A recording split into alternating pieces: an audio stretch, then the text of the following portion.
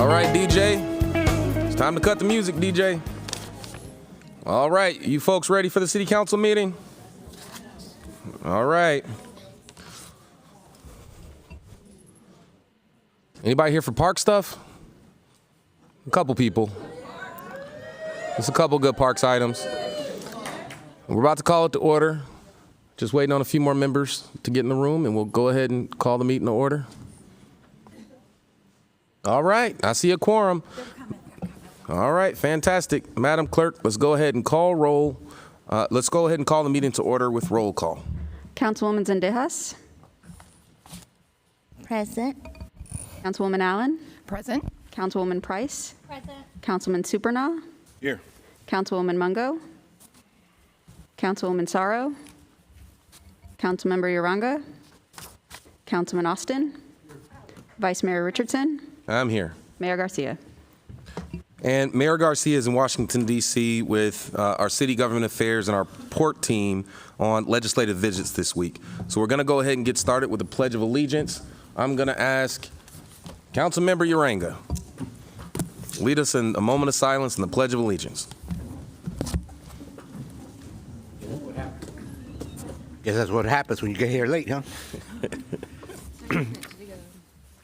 If you can join me, please, for a moment of silence to recognize that there are many people being hurt around the world, and we want to hopefully that they survive and come out okay on the other side.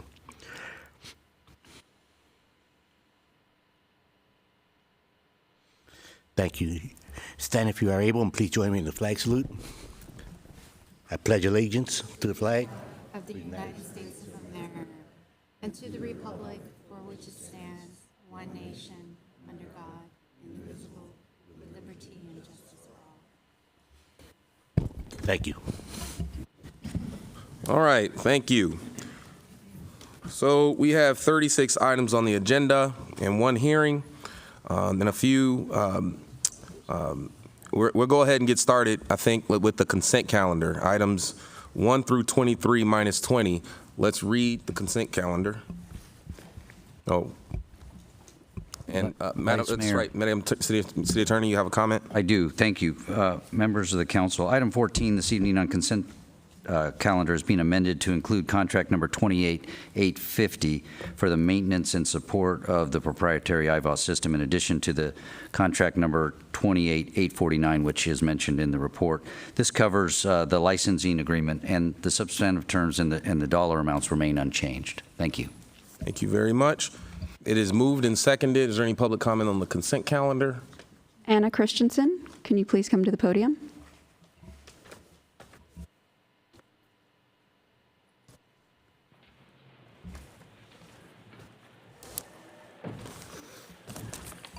Good evening, members of the City Council. Nice to see you in person.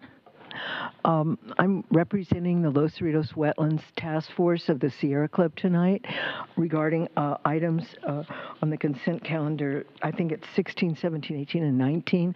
They have to do with waivers in the total amount that could be, it doesn't have to be spent, of over $23,000 for docking fees for visitors to our marina.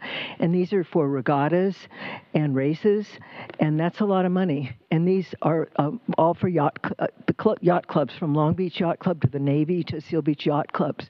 So these clubs are people who are affluent enough to own boats themselves, some of them quite large, and now they're racing and they're having, events, and it's all well and good. But what we need is, and we're told there's not enough funding. There's not enough funding to survey our nesting sites in the marina, so our birds are going away. We have other things that we have film shoots and other stuff in which we could have more. I was just talking to the police, more rangers, such as park rangers, beach rangers, and this is for the public, but mainly our concern right now is the wildlife in the wetlands and other places. And so we just ask you to think, we want to be generous and we want to support community activities, but maybe we don't have to.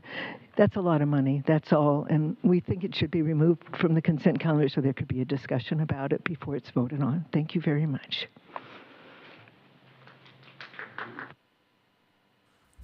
Thank you. Any additional public comment? Okay, seeing none, let's have our, let's go ahead and cast our vote. The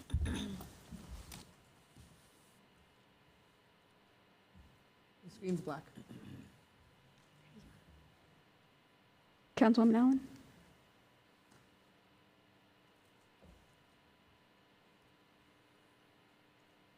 Motion is carried. Thank you. We have 3 fund transfer items. That's 26, 27, 28. Let's read them, please.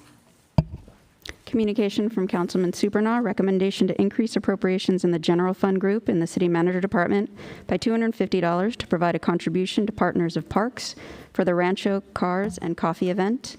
Communication from Councilwoman Allen, recommendation to increase appropriations in the general fund group in the city manager department by $1,000 to provide a donation to Kahlo Creative LLC for Absolute Best of Long Beach Awards 2022. Communication from Councilwoman Allen, recommendation to increase appropriations in the general fund group in the city manager department by $5,000 to provide a donation to the LGBTQ Center for Long Beach. And communication from Councilwoman Price and Councilman Austin. Oh, I'm sorry. That was it, just those 3 items for the fund transfers. All right, thank you. Is there any public comment here? No public comment. Okay, seeing none, let's cast our vote.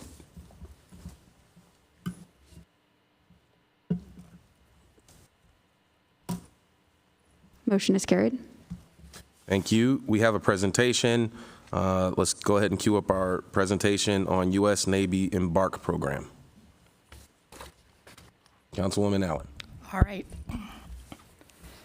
Thank you very much, Vice Mayor. I had the amazing opportunity.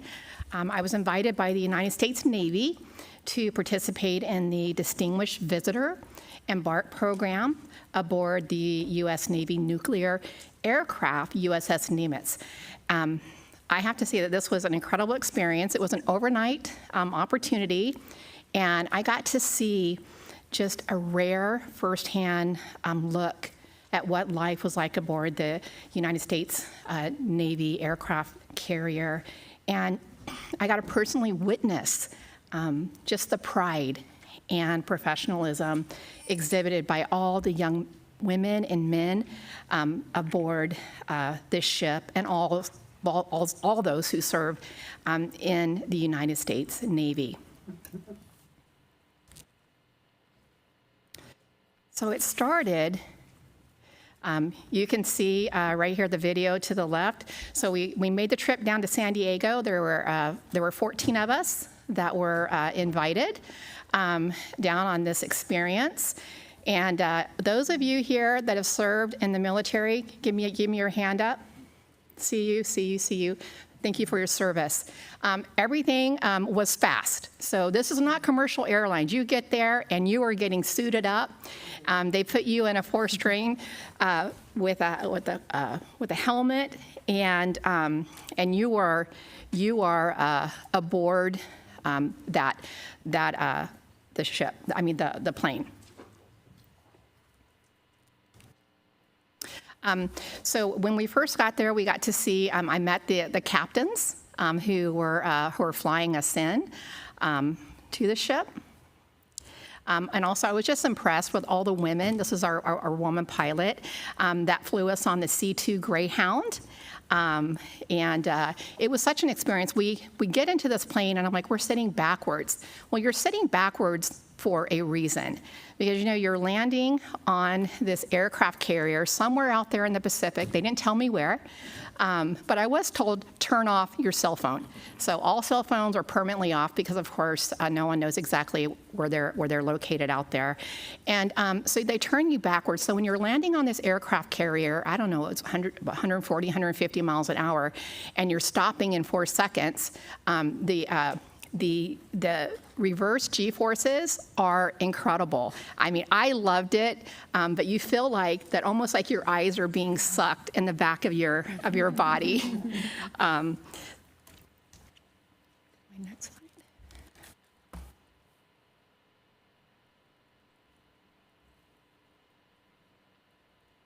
And so here's a picture of the aircraft. One of the things I have to say is I never, like when I say that the military moves fast, they warned us that this is a lot of walking. You're up and down these, it's 12 stories, and you're moving very, very quickly. We had the opportunity to get to experience the whole ship for the weekend. So it was quite the exercise that was in. The Nimitz was commissioned in 1975 and is the second nuclear-powered carrier ever built. It's now the oldest U.S. aircraft carrier in service and the oldest serving aircraft carrier in the world.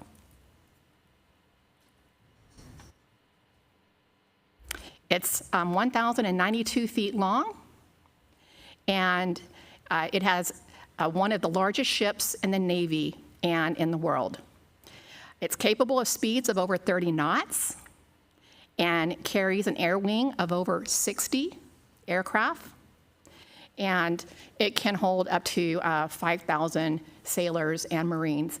And I want to say on my trip, we didn't have that many, maybe around 3,000, but that's a lot of people. Nuclear reactors allow carriers to have virtually unlimited range, measured by years of operation instead of miles. And as far as the deployments, they can last between days or hundreds of days. So when we first got on there, we got the opportunity to get our briefing, and this was actually in the captain's headquarters, and they give us an idea of what we're going to experience. And I have to say, I have done a lot of things in my life. I've been blessed. I think as a former police officer, you get to see just a lot of things, and this was actually one of the best experiences I've ever had in my life. And sitting here in these captain quarters and actually sitting at Nimitz desk, and we got to sit there and take his picture and just read all his notes from World War II and how instrumental he was profoundly affected me. And I know this was like a museum of him in this little area, and I just didn't want to leave. I was so intrigued by everything that I was experiencing. Also, this picture, I wanted to put this up here because a couple of things. First of all, his face. I'm just like, imagine like having all the weight on his shoulders during that time, and the decisions he made profoundly impacted, our country and the world. He was also, one of the things, that he was the last surviving officer in the fleet that served as a fleet admiral. Sorry, I'm trying to do the slides and read it. And so, we also had an experience to look on deck and talk about a well-oiled machine. There's hundreds of men and women that are up there making sure that you safely get trapped, is what they call it. And so I can say officially have been trapped. And then on this next one, I have a picture on September 2nd of 1945. Nimitz signed as a representative of the United States when Japan formally surrendered on board the USS Missouri in Tokyo Bay.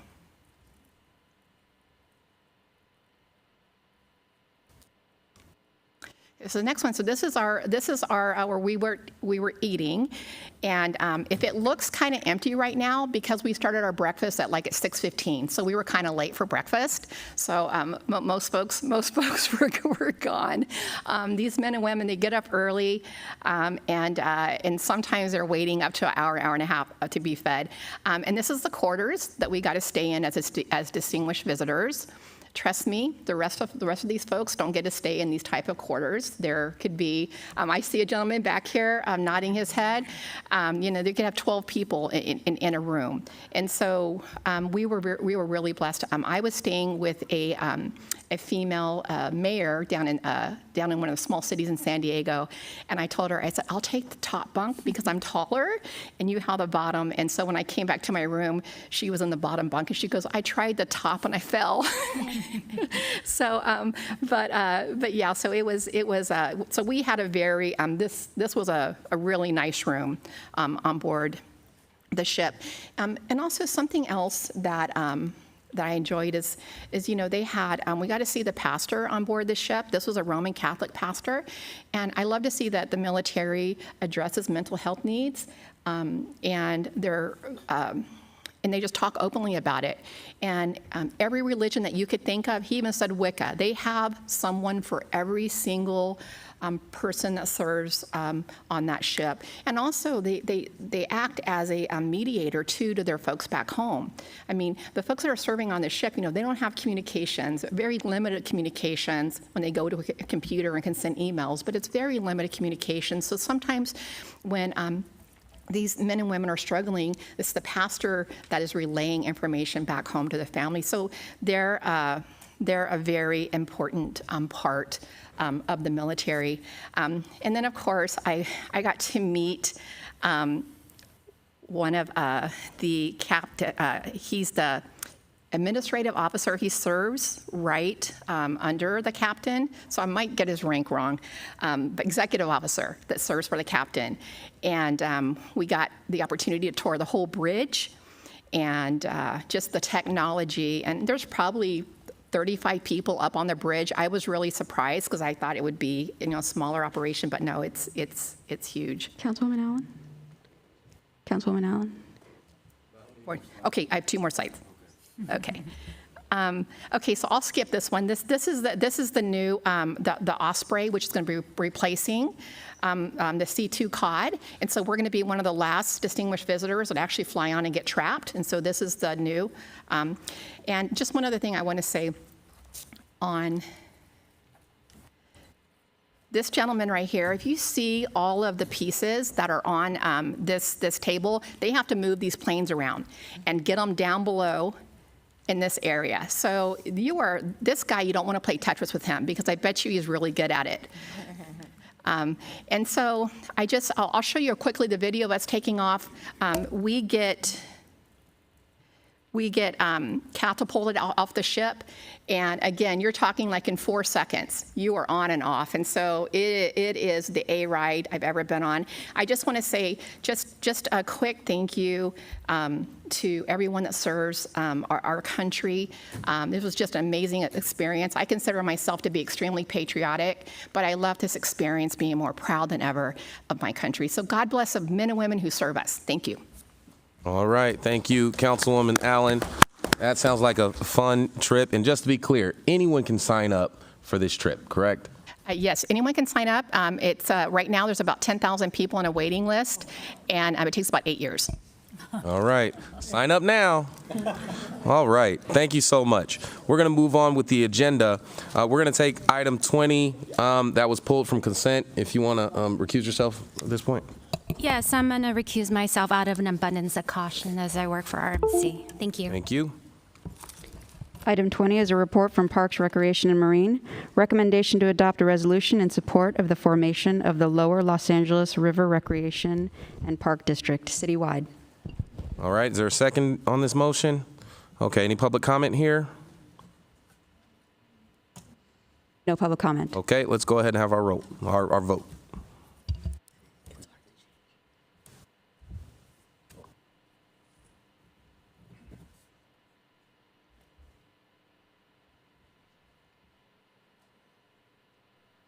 Councilman Supernaw? Motion is carried 8-0. Thank you. I think we're going to go ahead and just take care of our one hearing that we have, and then we'll get to the request to move up items. So let's hear hearing 24. There are 2 hearings this evening, 24 and 25. I understand one was going to be pulled, correct? We'll get to that when we get to it. Let's hear hearing 24.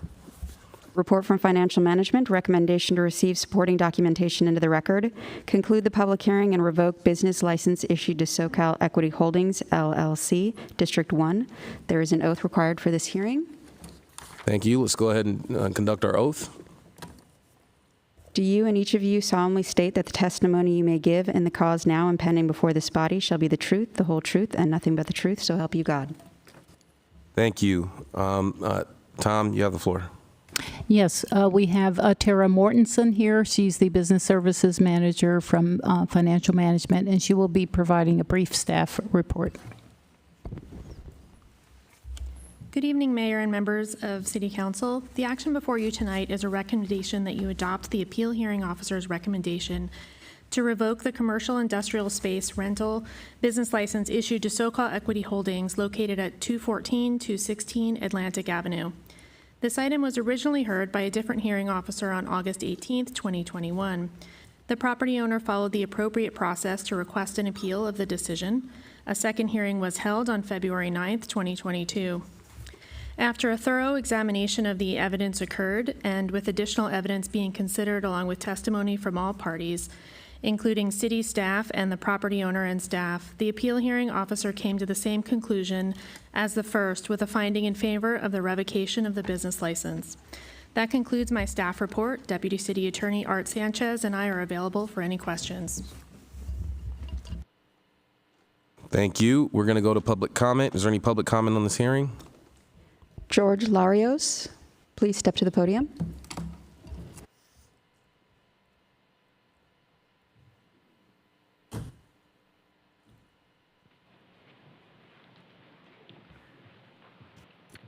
Good evening, members of the City Council. My name is George Larios. I represent and also the owner of SoCal Equity Holdings. And I just wanted to kind of, state that, at that time, when the incident happened, I am a license holder with the state of California. I hold a delivery license and hold several licenses here in Long Beach. And I felt like things were done unfair. There wasn't really physical evidence found inside the unit. They found my transportation vans with product for delivery. And I had total license in place as I presented that to all the members of the city. And I feel like there wasn't even witnesses stating what there was no pictures, or all they found inside was basically equipment and packaging, which I currently have because I do have operations here in Long Beach. I hold 4 licenses, and I also have 16 in play here in Long Beach, and also currently working with social equity applicants to provide space on some of my properties. They didn't deny the fact that the van was there, but I do hold state license, and I see that there is not really at first they said that I was conducting illegal business, and now it turned into a legal business conducted illegally here in Long Beach. I had a witness of mine that's here today, and he stated that Lori Voss was basically lying, saying that he said that I was running illegal delivery when I wasn't, and there was really no physical evidence found inside other than a scale and some crumbs inside the property. There was no physical witness.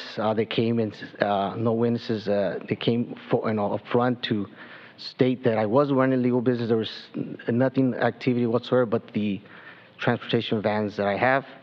I conduct business here in Long Beach. I conduct business up north, and I do frequent deliveries here in Long Beach. And we always have safe places to pull over when we have to eat, when my drivers have to put gas.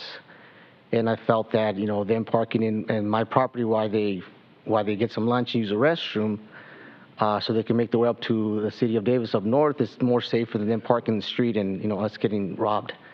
So that's all I got to say. Thank you. Thank you. Any additional public comment? That concludes Okay. public comment. We'll take it back behind the rail. Is there a second on this motion? Okay, it's been moved and seconded. Councilwoman Zendejas, would you like to speak to your motion? Yes. First, I'd like to ask city staff if you can probably share a little bit with us some of the findings and evidence that you might have, or the process that you went through. So, Councilwoman Zendejas, I'm the one that actually handled the hearings, both first the initial hearing to revoke the license, and then the appeal that was filed on behalf of the business license holder, and conducted that hearing as well. What was discovered was a business location where there was a lot of activity happening outside of the rear of the location, which was 214, 216 Atlantic Avenue. Business license investigators received a complaint regarding that activity. An investigation was conducted. And an inspection was scheduled, and this was back in December of 2020. And when inspectors arrived, they couldn't enter the premises. They contacted the property owner to gain access. There was a series of delays, but when they eventually entered the premises, they discovered, when they had to come back to the premises that same day, they discovered people emptying out boxes of cannabis product out of the address, and loaded it into vans that were parked in an adjacent parking lot. And there was information that was obtained from one of the workers that was unloading the product out of the address to the loading van, saying that they were instructed to empty out the location of all the marijuana product. And so there was also information relating to a discussion between Mr. Larios, who you heard public comment from, and Business License Inspector Lori Voss regarding entry into the premise, but also a comment regarding what the inspectors found when they came back. And Mr. Larios informed Ms. Voss, which he testified to during the hearing, that that he had to make money somehow, and that he had other open applications, which he does have a number of open applications at the time with the city, and so he had to make money somehow. And so that's basically what he was doing. Then he admitted that to Ms. Voss. There was also additional information that came out during the hearing that indicated that illegal or unlawful packaging of marijuana product was occurring at that apartment location. So that's generally, a brief synopsis of what came out during the hearings. Thank you. Can someone also explain the difference between a local cannabis license and a state cannabis license, and what precedes? Maybe city attorney or. So the state, the state cannabis, and so SoCal Equity Holdings LLC, its principal is Mr. Larios. I think one of the entities that Mr. Larios is a principal of does have a cannabis delivery license. That cannabis with the state. That cannabis delivery license is based in Davis, California, which is up in Northern California.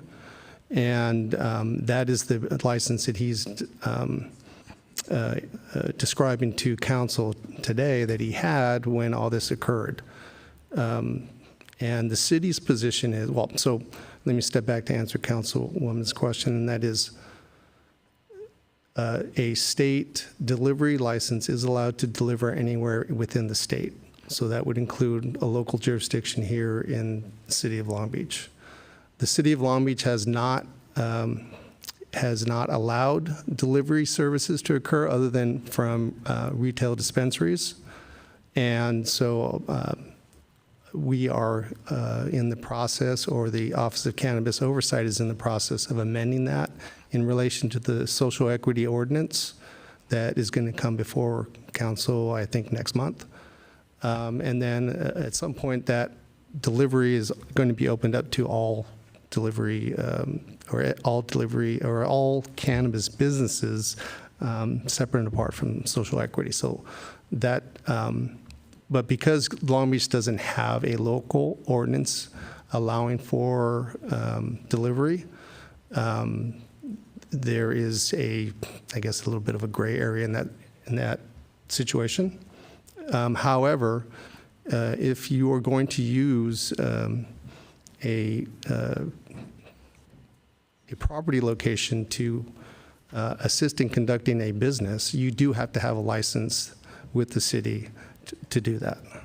If I could add to that real quickly, Councilwoman, the hearing officer of both the original hearing and at the appeal hearing upheld the evidence and found that at all times there was no adult cannabis-related business license in place for the property to satisfy the requirements of Long Beach Municipal Code, Chapter 5.92.210A, and that this business was in violation of that, and they upheld that decision both at the appeal and at the original hearing. Thank you. I'm a huge cannabis equity advocate, and I am someone who always wants to see this industry to, thriving here in Long Beach.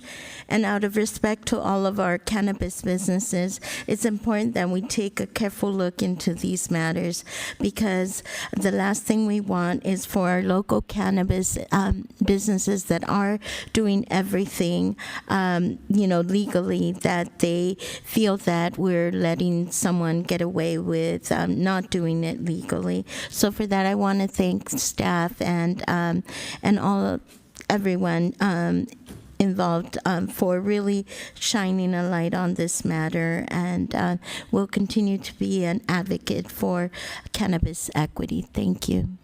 Thank you. Councilwoman Price, anything? No, thanks. I support Councilwoman Zendejas. Thank you.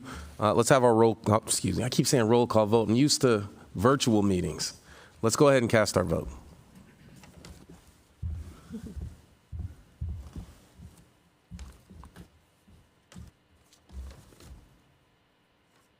Motion is carried. Thank you. 25, please. Report from Financial Management, recommendation to receive supporting documentation into the record, conclude the public hearing, and grant an entertainment permit with conditions for entertainment without dancing to Long Beach Tiki LLC, District 3. There's also an oath. Councilwoman Price. I believe this item was going to be pulled, right? Okay, thank you. So it's a motion to continue the item? No, we're planning to remove this item, and then we will bring it back in May, most likely. Okay, I'll second that. All right, let's have any public comment on the motion to withdraw. Mr. Sinai Kenfe did sign up for public comment. Would you like to comment on the You motion speak on to withdraw? withdrawal? Okay, thank you. All right, let's cast our vote.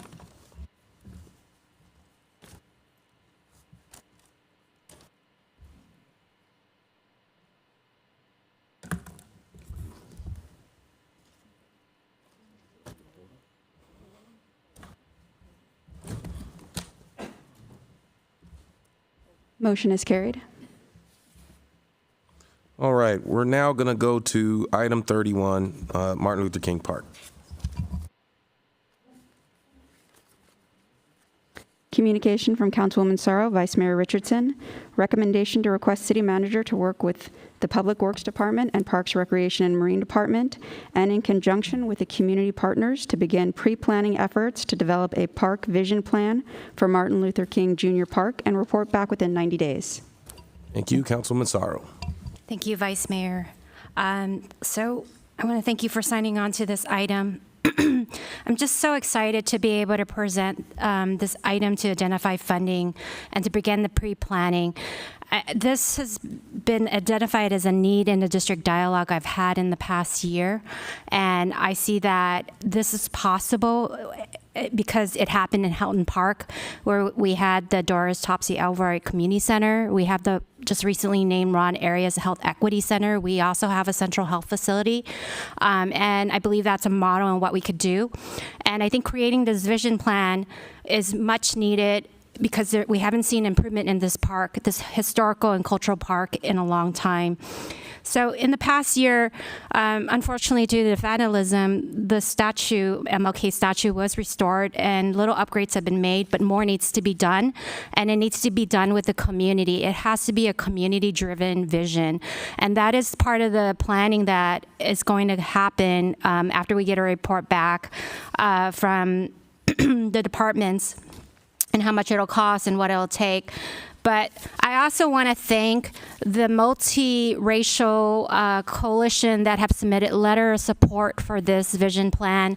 Latinos in Action, Khmer Girls in Action, Elite Skills Development, City Fabric, Forgotten Images. I'm going to name all of them because I don't want to, leave anyone out in their support. UCC, United Cambodian Community, as well as, I think we have a few individual, Pastor Willie Larry McIntyre from Grace Memorial Baptist Church. So I want to just thank all of you, all the residents, for voicing this need and this long overdue investment in Central Long Beach. Thank you. Thank you. I'll speak up as a seconder. I think you have to start with a vision, and the money follows. When we started at Houghton Park, the idea was our community center was failing. We had every winter when it rained, we had to close down the social hall, but we brought the community together, and we started with a vision for the center, and then that developed into a vision for the park, and then that developed into a vision for the whole uptown area, the Uptown Open Space Plan. And those visions, they won awards and they led to money. Today, if you go there, a 95-year-old community center has been redone and facilities been added. And it's beautiful. The Doris Topsy Elver Community Center, that was an $11 million investment. And the vision plan happened just a few years prior.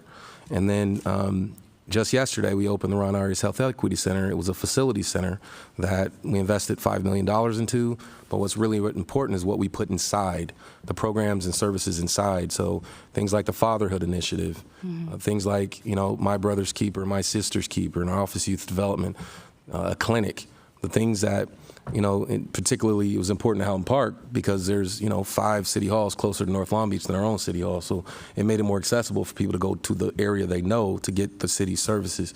So I personally think I support where you want to go, but I think is important, King Park is like, it's an important, iconic park to the city, and it needs to be invested in and treated as such. And so I'm happy to support this vision, and I look forward to what comes next in terms of the actual millions of dollars it's going to take to make the park into what it can be.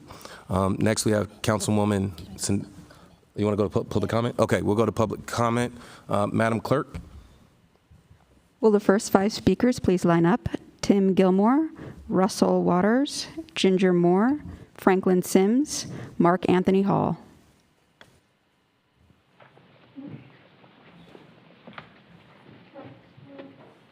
First one.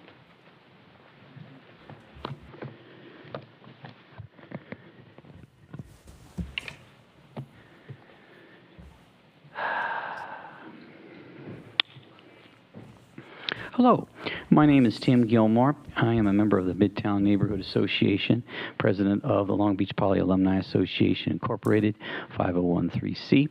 Tonight I'm talking to you about the support for Mr. Leonard Adams' program, which is a basketball court construction, which will benefit our kids and help at MLK Park.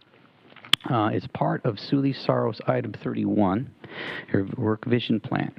I've known Mr. Adams basically for about 6 years. We've gone out and he's done his backpack school program, and I had a lot of respect for that. And in those 3 years, we discussed possibly doing something for basketball courts. But since we had COVID and my health condition, we kind of had to put that on hold for then. But I'm starting to get back to things, and in March of 2nd, we met at a Denny's restaurant, and we really rekindled the idea of doing it. I've been doing some research here and finding out basically what the cost, and basically it comes out to about $250K to about $400. I did Musco. I called basketball vendors and such. So I've been doing some research on it, as well as talking to the city planner, which is Nancy Villaneros and Joy Contreras of Public Works. We're hopefully going to have a meeting this week and such. And I really would love to see if we can get this doable. I do think this is doable. Mr. Gilmore, your time has expired. Okay, thank you. Thank you. Next speaker is Russell Waters. Hi, nice to be here. To all the council members, we appreciate you. Dr. Sorrow, we love you so much. Thank you so much for this right here. My family has been in the city of Long Beach since before Long Beach was Long Beach. We did not come to Long Beach. Long Beach came to us. And we have never, my family has been serving that community on that street for over 115 years. Christ Second Baptist started in my great-great-great-grandfather's living room in 1907. We fought to get over there. It was a court battle just to get there. We have never, in the 115-year period that we've been there serving, had the kind of support that we have received from you in the last year of since you were elected. I'm going to calm down. But I get emotional every time I talk about this. What you've done is incredible. I'll be back to say more about what I have to say about, but we're just proud of you. You're the crown jewel of our community, and we are proud of you. I'm to you next. I'm going to come back. My time is up. Oh, have I got a mouthful for you, Mary Zendejas. Thank you very much. We're in full support. Next speaker is Ginger Moore. Hello, council members. I will not be as passionate as the last gentleman, but my name is Ginger Moore, and I work with Elite Skills, a nonprofit, and we currently occupy an office space at Kings Park. Parks and Rec are near and dear to me because my father, for over 20 years, worked for Parks and Rec. And so now, as an adult, to be back at one of the parks that I frequented as a child, it's a big deal to me. And Kings Park has so much potential, and I'm here in favor of item number 31 and the beautification process or the planning stages of this. I drive up every day, and I'm so proud to be there, and I know what it could be. He said you were the crown jewel. Growing up, Kings Park was our crown jewel. So we're excited to be here today and look forward to what's to come.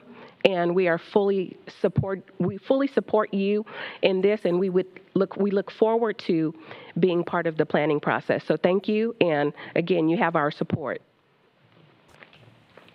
Thank you. Next speaker, please. My name is Mark Hall. I was born and raised in Long Beach, California, East Side, right across the street from the park. Our crown jewel was Herb. He built the park when it was Real Street Shack. African Americans have been underserved over there. All we see is soccer year long. So we must connect with the true natives. My family been on Lemon Street for 85 years.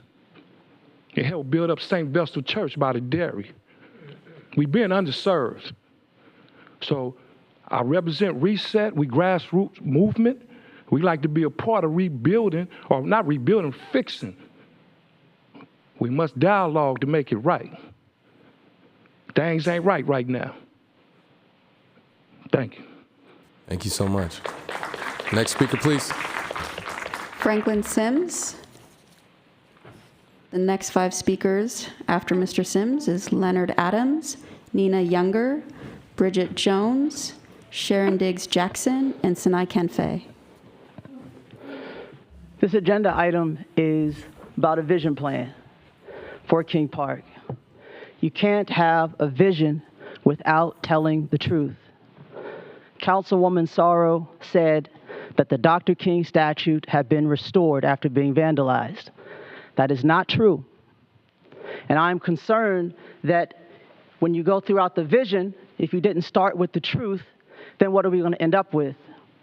This is a bust of Muhammad Ali. It was sculpted by the same man that sculpted that statue of Dr. King that sits at MLK Park. That sculptor came to Long Beach after it was restored, and that artist stood right in that park. He looked at it, and I said, Mr. Stokes, has this statue been restored? He said, I want to weep, Franklin. It has not been. He was called by the city after it was vandalized with Nazi symbols. He told the city what to do. They did not. If you have a vision, you have to tell the truth. The Martin Luther King Park must be restored. And that statute must be restored. And there are people behind me who won't take no for an answer. Thank you. Leonard Adams. Next speaker, please.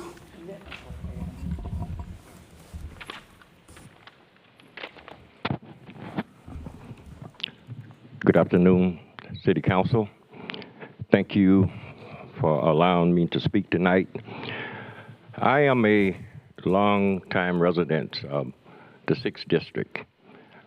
I am also a former city employee with 40 years of services.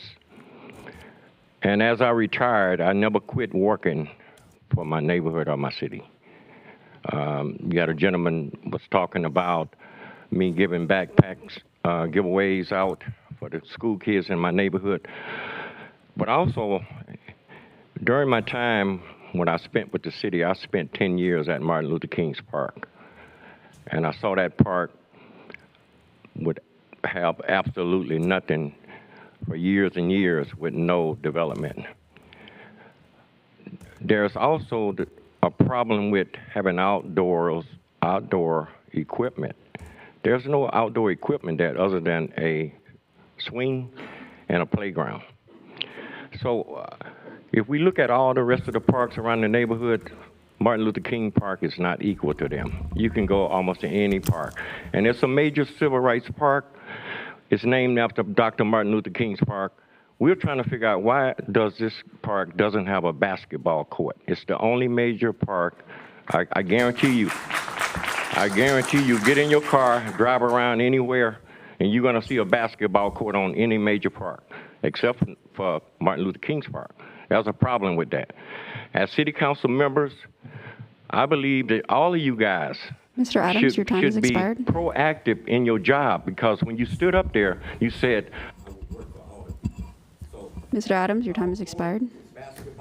Thank you. Basketball court. Hear you loud and clear. Thank you. Next speaker, please. Nina Younger, Bridget Jones, Sharon Diggs Jackson, and Sinai Kenfe. Good evening, Council.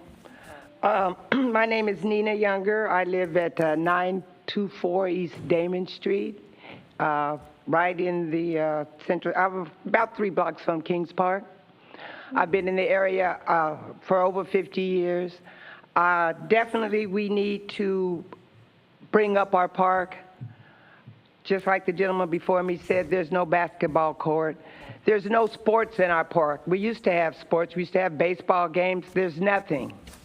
More than that, I'd like to see in our vision a Black History Museum right there at that park. A Black artist pop-up so that we have lots of talented people in our district. It'd be nice to show our artwork, what we do, our community. There's going to be a new 68-unit housing thing built right behind my house, well, in front of my house. I'm behind it now. My ocean breeze is gone.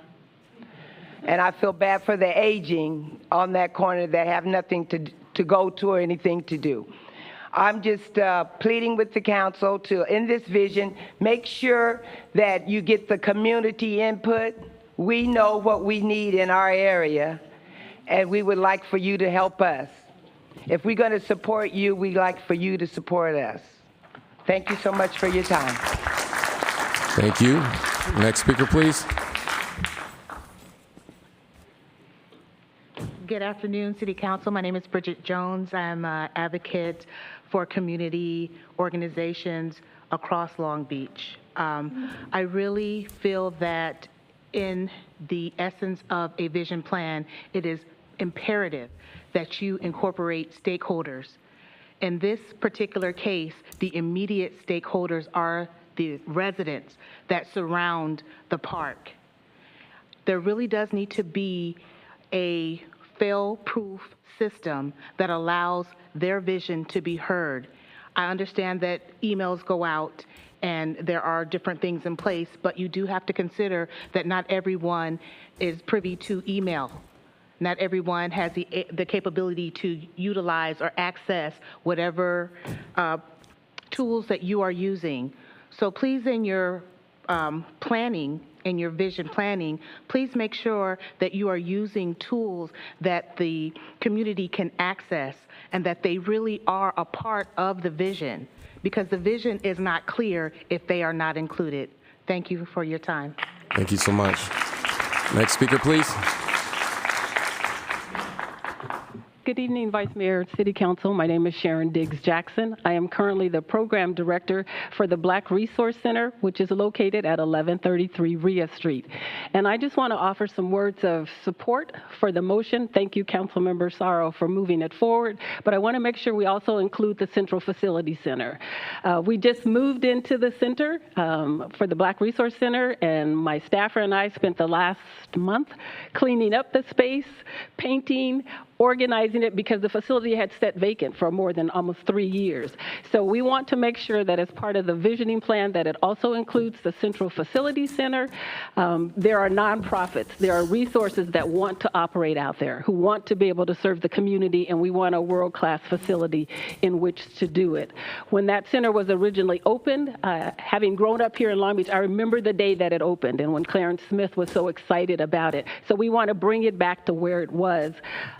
Again, Martin Luther King Park is near and dear to our community. We want to be part of the visioning process. If you can't find somebody, give us a call. We'll make sure that we can put as many people on whatever commission or committee that you are trying to plan to move forward with this project. I also want to just give a minute and say thank you to the council. It's only befitting that item number 2 tonight actually addressed an issue dealing with Constance Oden and the Oden family. Those of us who grew up here and know Connie, we know that she gave her heart and soul to King Park. Thank you so much. Next speaker, please. Sanai Kinfei, 6th District resident. Thank you to our 6th District office of Dr. Sorrow here for bringing this item up to council. It's imperative that this park is rekindled. As it currently stands, it's essentially a green mausoleum. It's a dead space. There's no programming with respect to this park that truly benefits our community. And as you can see from the rest of my neighbors, I live just a few blocks away from the park, as well as going to church just a block away. We want to have community input towards what this is to be. For us in the community, there's a lot of stipulations and errors that we feel like is currently the case with the park. I think a lot of people have named the outside basketball courts. For me, it's imperative that city wrests control of Petrol Lane from Boys and Girls Club. They are not speaking to the community. We live in a zip code 90813 where the per capita income is $17,000, and Petrol Lane charges over $20 for people in the neighborhood to engage with publicly owned, city-owned property. I'm a property owner in the area. It makes no sense that the children in our community have to pay to use a city-owned property. That's number one. So we need to wrest control of the Boys and Girls Club's mandate of that, because they're not doing right by us. And finally, there goes the time. Thank you so much. The last thing is that with community partners, the trickle-down Reagan economics days are over. There's plenty of community-based organizations who are here. We need to be compensated for. Thank you. Next speaker, Freddie Johnson, Sean Earl, Shannon McLucas, Sean Alls, Daniel Pickens, Michaela Palmer. Freddie Johnson. Hello, good day. Good evening. Council, great to hear you speak me, know most of you. Let's get to the point. We're suffering in that area. There's no structure. There's no financial backing for that structuring. Okay?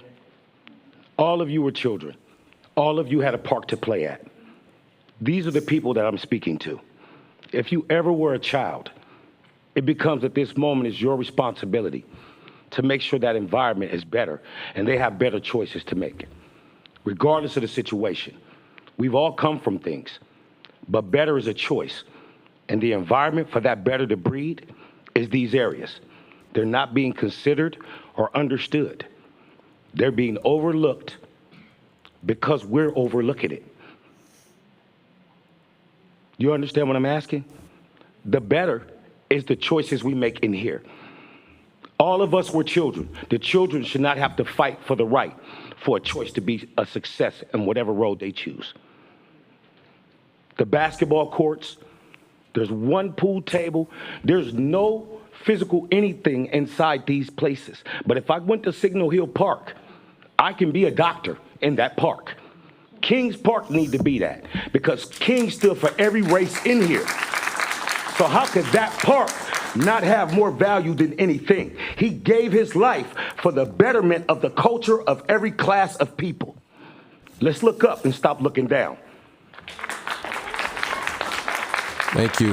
Next speaker, please. Yes, sir. Hello, my name is Sean Earl. I also grew up in Long Beach, right around the corner from King Park. And when we was growing up in King Park, we used to swim. It used to be a little white pool, and we loved to get in that pool. Even though the kids might urinate or something in that pool, we got in it anyway. And that was a initiation. You wasn't from that neighborhood if you hadn't swum in that little pool, you know what I mean?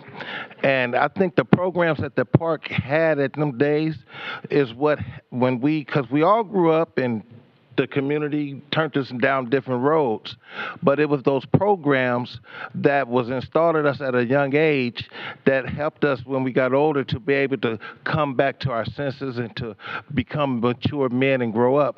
And our kids today is missing that. They have no programs. They don't even have free lunch. They have a big, beautiful pool now in King Park that the children in our community can't even get in because the parents don't make the amount of money it makes to be part of the Boys and Girls Club. And we need grassroots people to be up there volunteering and interacting with them kids because a lot of the times when I was in the streets, it was people that worked at that park and in them programs that seen me like, boy, you better get home. And I would respect that and I appreciate that, and our kids need that back. Thank you. Next speaker, please. Hello, Councilman. My name is Sean Alls, and I'm here to let you know that I respect all the names that you named as far as the people that volunteered and sent in letters, and they're a nonprofit to support Kings Park. But it's a shame that there was no black organization that wrote in to support Kings Park.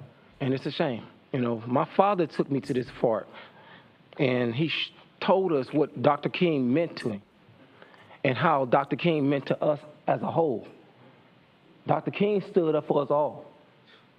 He stood up for us to support each other. And when we stop supporting each other, that park is a reflection of what the community is right now.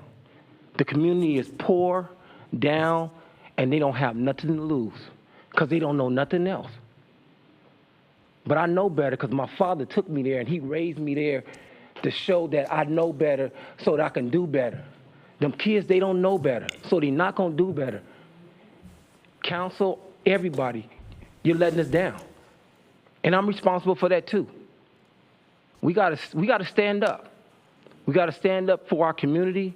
We gotta stand up for our family members.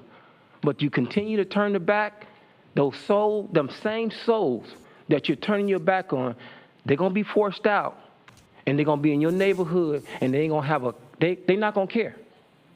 They're not gonna care. They're gonna be right at your door. Thank you. Next speaker, please. Can we, Madam Clerk, can we just read off the next few to line up? Come on forward, Ms. McCool. Sharon McLucas, Daniel Pickens, Michaela Palmer. Thank you. Good evening, Vice Mayor, council people. I encourage you to support what the 6th District Council is trying to do. I'm probably one of the few that was there when they broke the ground for King Park, when they opened the doors. It's a very much needed thing. I grew up in Long Beach all my life. I run a nonprofit called Forgotten Images. It's really, really needed.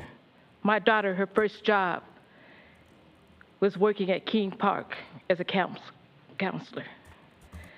Please include the community in this planning. Thank you. Thank you.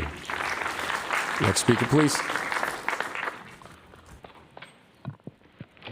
Hello, I am Michaela Palmer, and I'm going to talk about why softball should be in parks and in after-school programs.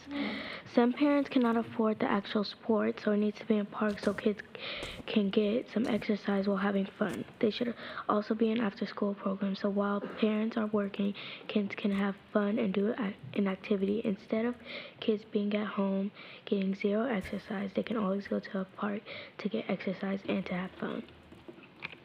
Thank you. Good job. Next speaker, please. Good evening, Council. My name is Daniel Pickens. I've been a resident of Long Beach for approximately 7 years. I came here shortly after my term with the United States Marine Corps. And I want to say that Long Beach has been very beautiful to me. It's been very kind. It's opened me with warm arms. The residents, the community take very much pride inside of their city. And I see that they are in a constant pursuit of doing more and more for the city. Me being a resident right there on 19th and Lemon, I was literally living right next to Martin Luther King Park, so I saw everything that it went through the course of the last 7 years, from the good, the bad, and the ugly. You know, they removed a lot of the drug usage over there, and I see that it is on its way to improvement, but I know that there's a lot more that there could be done. You know, I had a child that I was mentoring over the last couple of years who was a resident over there. You know, he kind of fell prey to the structures of, you know, gangbanging, but, you know, nonetheless, I see him constantly trying to do more for himself. But I feel like if we implement more programs over there at Martin Luther King Park, if we give more opportunities for kids to be able to actually do affordable things, we utilize our resources to the best of our abilities, and we just overall as a community try to show that we really do care about our city, then I feel like we'll be putting Martin Luther King's dream to use. It's been 54 years and a day since his assassination. Let's not let his death go in vain, please. Thank you. Thank you. Next speaker, please. Hello, City Council. Some of you guys know me, some of you guys don't. I'm Jeremiah. I just want to kind of put my 2 cents in. Even with me being a college student at Long Beach City College, some of the elders at Kings Park would kind of tell me, boy, go ahead and put that out and go back to class. Here goes some perfume, but go back to class. And even as I got older, I started having my children, and that would be the place I can take them, and that I would know would be affordable and feasible within my district, you know. So just kind of take it into consideration. It's not really for us, it's for the next generation, and we laying down the groundwork. Thank you. Thank you. All right, that concludes public comment. Thanks to everyone who spoke up. We're going to now take it back behind the rail. Councilwoman Zendejas. Thank you, Vice Mayor, and thank you, Councilwoman Sorrow, for bringing this item forward. And thank you, all of you who came out to speak. I think that that's very important to hear your voices. And, you know, one of the things I admire a lot about you, Councilwoman Sorrow, is that, you know, you really want to invite the community in and welcome them to participate. So I know that that's something that I totally admire about you. So I'm glad that you guys are here and we can, you know, connect and stuff. So really great. I know that MLK Park is such a valuable space to all of us in the city, not only because it's home to our beloved statue of Dr. King, but also because of all that it offers to the surrounding community. And it can be a place where it offers a lot more. And I know that Councilwoman Sorrow is going to bring that. Martin Luther King Park has been one of the closest parks to my district with the swimming pool, and a lot of my district residents like to go over there. So because of that, it also is super special to me as well. I'm super supportive of this vision that empowers the community and you know, the neighbors to be able to have a more positive light shone on this park and be able to create more opportunities for the community surrounding it. I'm really looking forward to receiving this report back and to hearing about all the possible outreach efforts to to get the community informed and involved. And I think that this is a first step in the right direction. So I'm fully supportive of this item, Councilwoman. All right, thank you. Councilwoman Allen. Yeah, thank you, Vice Mayor. I just want to say thank you to everyone that came up here and commented. I was really, really moved.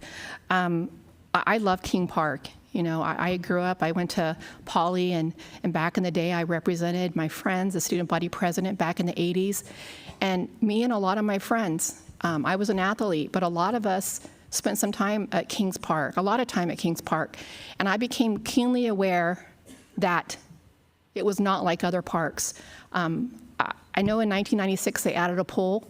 They've done some things there, but not enough. Not enough. And I stand with you. I just want you to know, you're right. Dr. Sorrow, Councilwoman Sorrow, is amazing.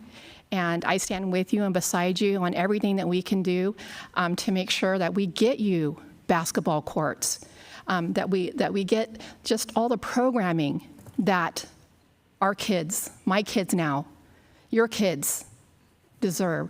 And so thank you, Councilwoman, for bringing this item forward. And just let me know how I can help. Thank you. Thank you. Councilman Austin. Thank you, and I also want to thank you for bringing this item forward. Really want to appreciate the community for coming out and speaking. It's not every day that we get a community here behind an asset like King Park. King Park is a jewel, is a treasure, is a core kind of cultural community space in the central area, 6th District. And what we heard tonight was love and pride of community, and obviously as a city we need to be supporting those efforts. I heard a lot about the visioning and what that means, and I do want to just give staff the opportunity to address what a visioning process actually looks like. Is there anybody here who can address that? Just briefly. Yes, our Director of Public Works, Brent Dennis, and our Director of Parks and Rec and Public Works, Eric Lopez, can help talk about that.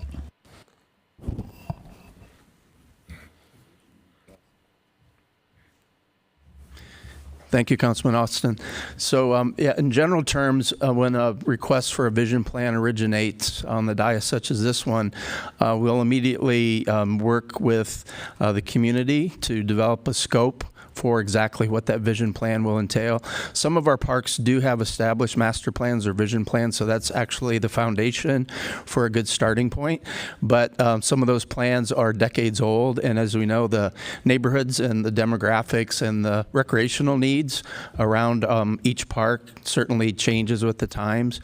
So I think engaging with a consultant group, whether they typically are urban planners or landscape architects, that's kind of in their professional wheelhouse to help lead the community engagement and outreach. But I think the points that the community voiced tonight were excellent in terms of making sure we understand the right vehicles, the right techniques to make sure every voice is heard. And I know with COVID waning, our ability to get together in person is really a positive thing. And I think most of our community meetings, when we can meet the neighbors in the park and walk and talk and envision together, that's a really positive approach. But we certainly work very closely with our colleagues at Public Works so that whatever visions are established, we know that things like historic properties and infrastructure, utility needs, and other things that have changed with the times in terms of accessibility. And in terms of accessibility, I also want to mention how committed we are to language access. So any of our parks that we begin to communicate outwardly through surveying, website, invitations to contribute ideas, and even in in-person meetings, we'll be following all of our language access protocols. Thank you. And so Parks and Rec, you all kind of facilitate the visioning process, and Public Works will actually implement the visioning process. Yeah, Councilman, and Public Works gets involved from the very beginning. We want to make sure that as we create the plan, as we listen to the community, as we learn what works, what doesn't work, of how our communities have evolved, have changed. You know, there's a lot of important information that comes out of the planning and visioning process that directly informs the actual technical work that comes with actual constructing the projects. We're happy to be a partner here. We're happy to connect with the community, to work with all the organizations and individuals that want to be engaged and participate, and to look at what opportunities exist to make this existing park better. So Public Works, we're the experts in construction, but we also like to be involved from the beginning. Well, thank you. I just wanted to just reemphasize that this is going to be an inclusive, engaged process with the community, and that visioning process for basketball courts or whatever the vision that you may have as a community, you will have the opportunity to participate and engage in with the planners when we get to that point. Also, I know I'm running out of time here, but City Manager, I know during our budget process, we set aside some funds to restore the statue, and I believe those funds were already spent. So can you, is there money already identified that we could actually put toward this visioning process to pay for it in our FY22 budget? Excuse me. Yeah. So that's part of the request that we've been tasked with today, is to figure out the funding, figuring out the feasibility. Oh. Okay, all right, well, folks. We hear you. Let's hear from the city manager. Publicly. Okay, thank you. Yeah, so there certainly is money that was set aside through, which I believe was Measure A, for the park. So that was set aside in the last year's budget. I did hear the question about the parade money. That money is actually restricted for special events. It can't be used for other things. That's voters have put that restriction on it. But that's the task that you've been given us tonight, is figure out the funding strategy, come back, talk about what the plan would be, and identify those resources. Okay, and then lastly, I just want to just say, again, King Park is a special place. Children grow up in that park. My kids spent many summers with Miss Connie at the summer daycare programs. It's a special place to me and my family, and so I'm happy to support this item, and I think we should put the resources behind, a great visioning plan. Thank you. Thank you. Next is Councilman Uranga. Thank you, and I want to thank everyone who came out today, spend a few hours with us here, out of your personal time to come and share your vision for what the park should be. I think you've already made some suggestions, and I think that the City Council has heard them, staff has heard them, and I'm pretty sure that they're going to be incorporated. MLK Park is special to everybody. It's special to me. Many years I've been going to MLK Park for celebrations, for MLK Parade Day and the events at the park, for Juneteenth celebrations out there as well. And I'm looking forward to reactivating MLK Park, to getting it back where it needs to be. And I definitely support this item. Thank you, Dr. Sorrow, for bringing it forward, because obviously it is a gem, a jewel of the 6th District, and we need to make it so. Thank you. Thank you. Councilman Price. Thank you, and thank you for bringing this item. I, too, am very supportive of it, and I appreciate all the comments from the members of the audience tonight. I do have a question for staff. Why isn't the pool accessible to the community? Yeah, that is a misnomer. The Boys and Girls Club has no role with the pool, so it's a city pool just like Silverado and Belmont Pool. So we can help explain that. We'll work with the council office to make sure there's no misunderstanding regarding access to King Pool. Okay, and I know a few years ago we brought an item forth to make sure that swimming for seniors and children was offered at a reduced rate throughout the city. Is that in effect at Kings Park? Yes, that's still in effect, yes. Okay, and what is the rate? I don't know what that is offhand. Okay. I'm sorry. All right, because I want to make sure that it's affordable and it's something that everyone can afford, because that is a beautiful pool. And I know that we want to make sure the youth is using it, and it's a much needed asset. But I'm very supportive of this item, and I'm really happy to have heard from everyone in the audience tonight. Thank you. Thank you. Councilwoman Mungo. Thank you. I am so supportive of park programs and visioning such as this. A few years ago, there's a couple of agenda items I think should be talked about. One is that there was an agenda item brought forward where we talked about what does community engagement mean, and what does involving the community mean, and what does it mean to notify the community? Is it via every door direct mail where you get a postcard in your mailbox that lets you know about a community meeting? Is it only using Twitter and Facebook? That's probably not the best sources. But we as a council said, we want to hear from the city what they believe community engagement means. Then, on a case-by-case basis for programs such as this, we want to see why you chose what you chose to make sure that it aligns with the council person's expertise in knowing and understanding his or her community, to make sure that that is the best way to get a hold of and engage the constituencies. So first and foremost, thank you all for being here. This is the first step of being engaged. Second, let's make sure that we use the systems that we created to ensure that the community has clear expectations of how they can and can't be reached, and how they can and can't be involved, and that they know that they're not showing up to meetings that are useless, that they give input that is not implemented. We want that to be implemented. And then finally, there was another agenda item that I brought forward regarding park advocacy groups. And we have a great partner in a nonprofit organization called Partners of Parks. Earlier tonight, Councilmember Supernaw gave funding to that organization to help a community group. And parks on my side of town, probably because I brought the item and I really pushed for it, each park has a group of 6 or 7 people that consider themselves the park advocate for Wardlow Park or whatever they are. And they're people who live near the park. The people who are impacted the most by the park, or a person who might live adjacent or be a part of a program that has insights into the programming at the park that the community believes is the right person to be there. And Brent Dennis from Parks and Rec has worked to have some staff members available to engage with and provide those resources immediately. We shouldn't have to wait a year for a visioning process for you to get some of the resources that you need today, including but not limited to visibility and transparency about who's renting your park and how often, and what does that mean, and who is limited to access, including but not limited to the pool.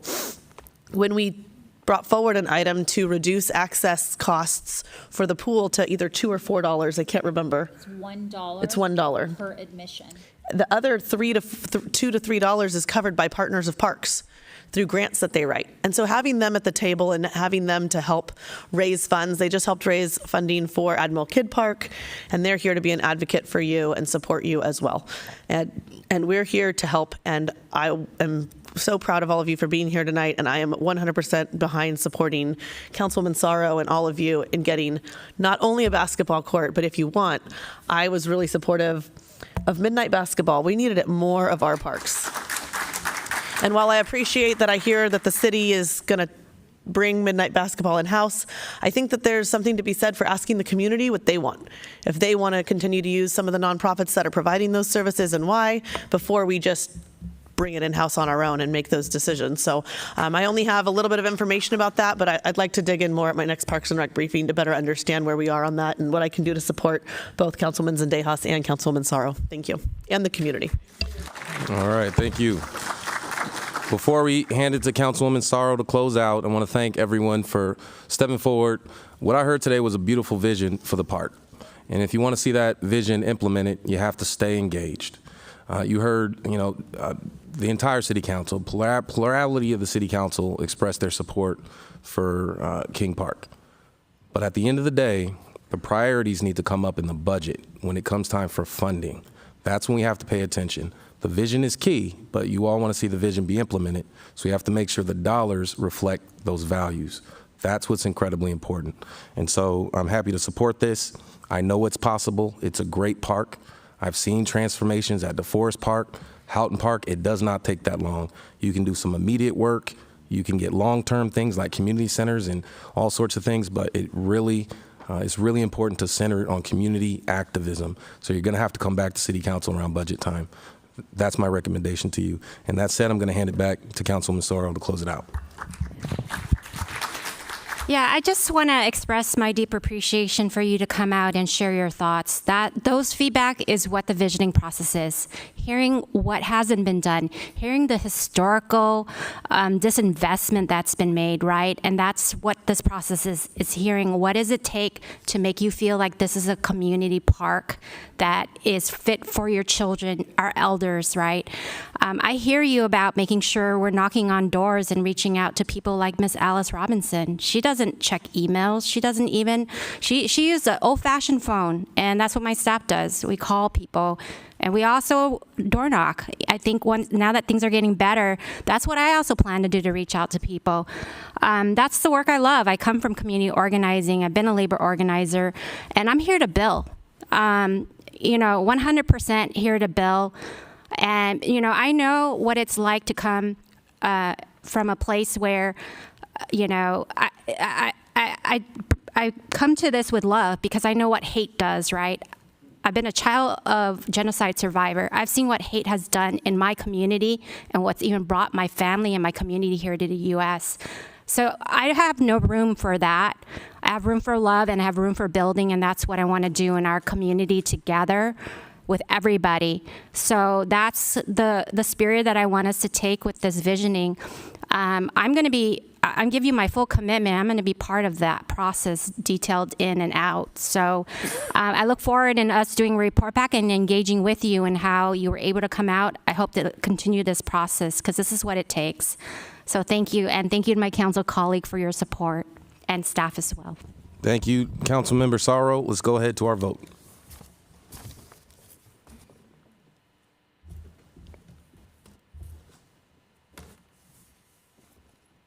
Motion is carried.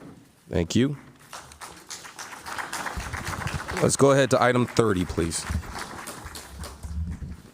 Item 30, communication from Councilwoman Price, Councilwoman Mungo. Recommendation to request city manager to work with Director of Parks, Recreation, and Marine, as well as the Long Beach Pickleball Advisory Group, to develop a plan for the future of pickleball in Long Beach. Councilwoman Price. Thank you, Mr. Vice Mayor. So I want to thank in advance city staff for bringing this item forward, and I want to thank the members of the audience who are here tonight to talk on this item. I will say that I believe our Parks, Rec, and Marine Director is already way ahead on this item. This item tonight is really more of a status report of what he's already been doing, and an opportunity for us to all understand what he's doing and how he's going to be directing his efforts in the future. I'm going to turn it over to our PRM director, Brent Dennis, in a moment to talk a little bit about what he's already been doing on this item and the progress that he's made. But I want to thank the Pickleball Advisory Group and members of whom are here tonight for working collaboratively with Brent Dennis on this plan and the updates that we're going to receive tonight.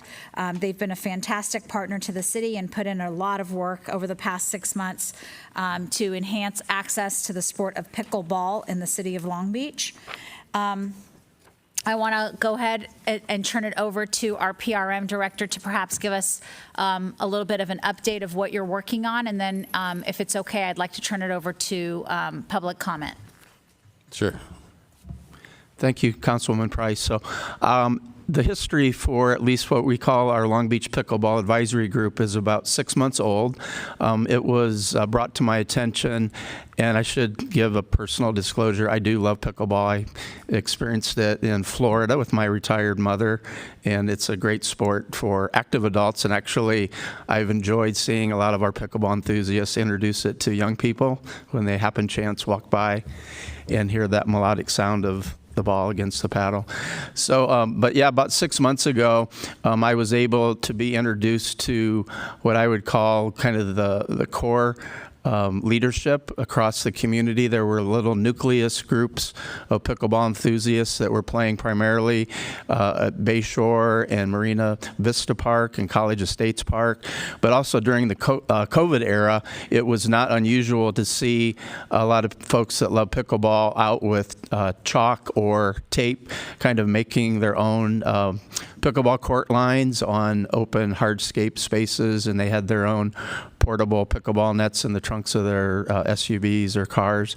So that told me a lot. And one of my Partners of Parks board members invited me to go over to Seal Beach, and that was quite revealing when I was introduced by one of the council persons to their approach to introducing and meeting the need of pickleball at Seal Beach. Over half of the people that were participating there were actually Long Beach residents. So I thought that spoke volumes about the unmet need here in our city for pickleball. We have 67 tennis courts and 1 pickleball court.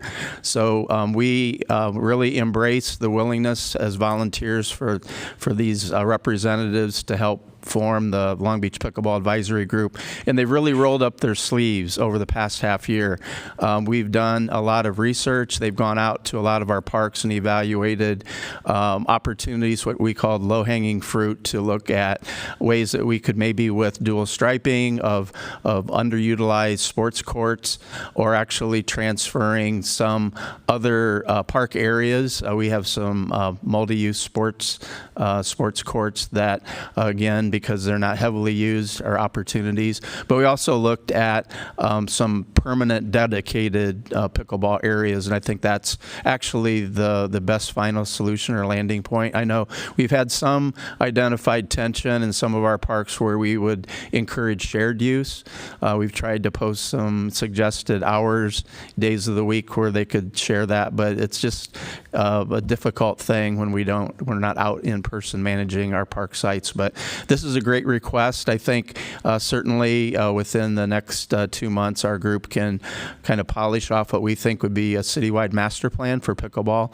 But again, it will identify, and again, thanking the Long Beach Pickleball Advisory Group, a lot of what we identify as short-term wins. Probably the biggest breakthrough recently was having conversations with Long Beach Unified School District to see if some of their court spaces might be opened up at least on weekends for access for some of the use for pickleball. So again, we'll pull this all together, but with appreciation publicly, I just want to acknowledge all of the volunteers who have served and been really great resources and subject matter experts, and it's an understatement to say they're passionate because they really love their sport. So that would be my update. Thank you, Mr. Jennison. My understanding is that throughout this process, you've been briefing council members and the Park Rec and Marine Commission. Well, the Parks and Recreation Commission. Parks and Recreation our Commission. monthly meetings, I've kept them apprised of all of our planning initiatives. Great. So I know we're going to turn it over to the audience in a minute, but as part of this report back, I'd love to know specifically what the feasibility is of turning some of our unused hockey courts into pickleball courts, dedicated pickleball courts. And then I'm not sure if any council members have specific requests in terms of courts in their own districts, but I'd love for you to engage in some outreach before you come back with the plan with some of the tennis groups to see about where we have 2 courts, like a tennis court and a pickleball dual use court, about transitioning one of those dual use courses like at Marina Vista to 1 pickleball court and 1 tennis court, but I don't want to do that without outreach to the tennis community. So if that could be included in the report back, that would be great. Certainly. Thank you. Thank you. All right, we'll go to public comment. Madam Clerk? There are 12 public comment speakers: Gary Ballard, Jacqueline Jones, David Anderson, Samuel Tongji, Lee Swain. Can you please line up? We don't necessarily have to be in order. If you're up, you can just come forward. Okay, the first person's here. Fantastic. Yes, sir. Hello, my name's Gary Ballard. I'm a USAPA Pickleball Ambassador, and I'm also on the Long Beach Pickleball Advisory Board. I live down the street from College Estates Park, where I first learned what pickleball was and how to play. There's been a group playing there for 15 years. There's open play on Monday, Wednesday, Friday, Sunday from 9 to 12. During this time, anyone can show up and play in a game. Many other days and times, private groups come and play. On open play days, many times we had 35 people show up to play on 6 courts. I've collected 122 names of players using the courts for pickleball, many of them 3 or 4 times a week. Up until 2 years ago, players had to bring their own nets in their own cars. Now we're fortunate enough to have a city-approved storage box on site where we can store nets, balls, barriers, and a leaf blower. We use the leaf blower to blow out the courts every other day. I have about 3 or 4 new people every week asking me how they can learn the new game. In the summertime, courts are going to get busier. We need more courts throughout the city to accommodate the amount of people wanting to play. We are the only park in the city that has restriped both tennis and basketball courts for multi-use with pickleball. We are the only park that has signage stating pickleball days and times. Pickleball is a unique game where you can have fun at any skill level. You can show up by yourself and get into a game. It's very social and active. Mr. Ballard, your time has expired. Thank you. Thank you. Next speaker, please. We were told we have 3 minutes. Is there a When there's reason why more than we 10 have 1.5? Yes, it's 90 seconds when there are more than 10 speakers. There are 12 speakers signed up to Those speak on this item. pre-established council protocols. Okay. Thank you. Yeah, we thought we dropped enough to have 3 minutes to speak. There are 12 speakers on the list, ma'am. Okay, well, come on up. This is Milana. I'm from the Marina Vista Group. Y'all can stand up and recognize yourself. And my name is Jacqueline Jones. She's our youngest player, and I think our oldest player is here, Shirley. I won't tell you how old she is, but I want to thank you for giving us this time. And right off the bat, I just want to say I was really touched by the Martin Luther King group, and we have offered as a pickleball community to go out anywhere in the park and share our sport with people, to support young people, and to start up groups with retired people or whatever. So remember us when you start building programs at Martin Luther King. We're out there to volunteer. So my name is Jacqueline Jones, and I live in District 4. And I was introduced to pickleball in a free weekend clinic at a park a few years ago. And since then, I've been playing 4 days a week because I just can't give it up. Today, I want to share about some of the things that happen at Marina Vista. Since my time's been cut, I got to go really quick. I want to say there's 4 things that we need over there. We need pickleball lines and a gate added to the east court. We need installation of equipment box. It's urgent because I haul 6 nets around in my car, and I physically can't do that much longer. And permission to hang our paddle boards up and to have our signage changed to amend to have pickleball there. So we support what Brent Dennis has been doing to help us, and this is an activity that creates an environment that is healthy to anyone's community, where a diverse group of people can come together and spend hours socially on the court and off the court. And so Alana has something she wants to give you. I don't know if she needs to give it to the city council, but she has something she wants to pass out to everybody. So thank you for your time. Sure, you can just Paddles up. pass it on to the clerk. So I do Absolutely. that one more time. All right. Thank you. So let me jump back then. Okay. So I am a USA ambassador for pickleball, and I've been playing at Marina Vista exactly 1 year ago to this month. My husband and I invited a group of people walking by to join us to play pickleball. And last month, this group had over 500 participants. Yeah, 500 participants. I'm there Sunday, Monday, Wednesday, and Friday from 9 to 12. And during that time, I've been tallying up how many people are coming to play. We've had about 80 tennis players there. there. We get along great with them, even though it is a first come, first serve situation. We have a lot of pickleball players that also play tennis, and we switch back and forth with all of them. But we would like to have that sign amended where it does say that pickleball is allowed there. Because of this kind of growth, we started a beginners group just this past week. We already have 12 people in that group. I have 4 volunteers that help support that on 2 more additional days. I'm there 4 days. We have 2 more days where people are coming to support those groups. So you can see how it blooms and it grows and it blossoms.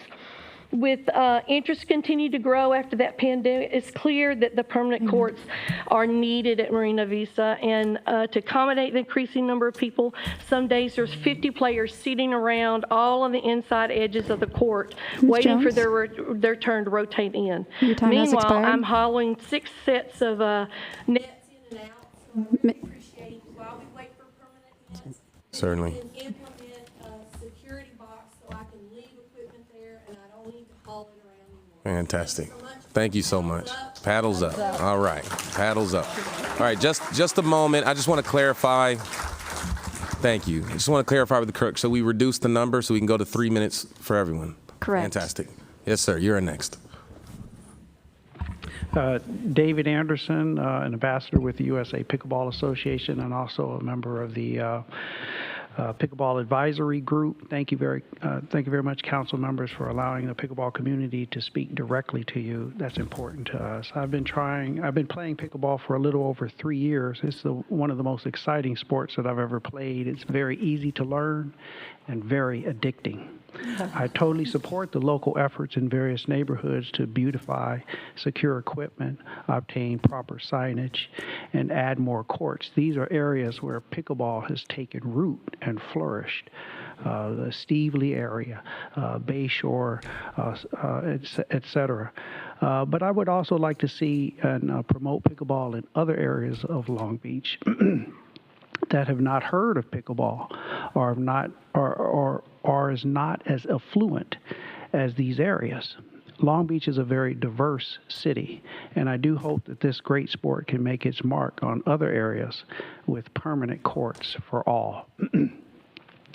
As an avid pickleball player, including tournaments and recreational play, in order to play on premium courts, I've had to drive as far north as Pasadena and as far south as Tustin, Newport Beach, and Irvine. When I speak of premium courts, I'm talking about permanent courts, which are the gold standard in pickleball. If the community has nice pickleball courts to play on, the players will come. The players will definitely come. I spoke to Steve Sutton, who is a regional director with the USA Pickleball Association before I came here. And he said that the bottom line is that if you build the courts, the players and the tournaments will come. Right now, Florida is the capital, the mecca, if you will, of pickleball. They host tournaments that number where we have registered players as high as 2,000 or more. They are some of their venues have 64 courts, and they're building more courts as we speak. I would like to see Long Beach to be the mecca of pickleball for the West Coast. That's what I would like to see. That's my vision, and this is a huge money maker for Long Beach. I can't say that it's going to compare to the Grand Prix, but it'll be up there, in time if we get behind this vision. In closing, one of the most memorable times, that I've had in pickleball was introducing pickleball to the 49er camp at Cal State Long Beach, working with the young people there. That was a very, very exciting because they are the future of the sport. I'd love to see Long Beach to be a capital, a factory, if you will, for breeding good pickleball players. Thank you. Thank you. All right, next speaker, please. Good evening, Council. My name is Samuel Tongoi, and I'm a banker by profession, and also a business owner with my latest venture being a pickleball-based athletic clothing brand. My wife Kelly and I moved to Long Beach from LA in 2020, mostly to be closer to the ocean.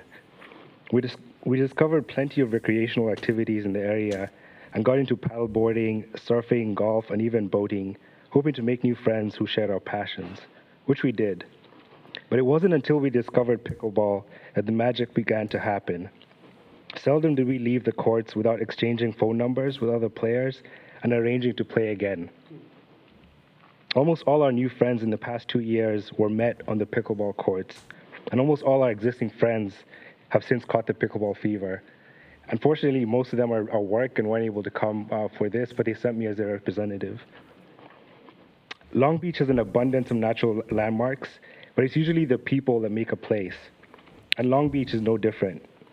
For Kelly and I, it was pickleball that wove our social fabric and bound us ever more strongly to the Long Beach community. The past 2 years of the global pandemic have exacted a steep social cost.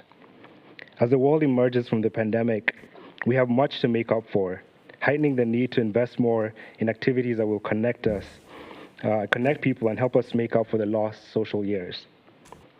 They say that every system is perfectly designed to achieve its current results, and it's no accident that pickleball is having its moment and growing as fast as it is. It's just a sport for such a time as this. They used to say, build it and they will come.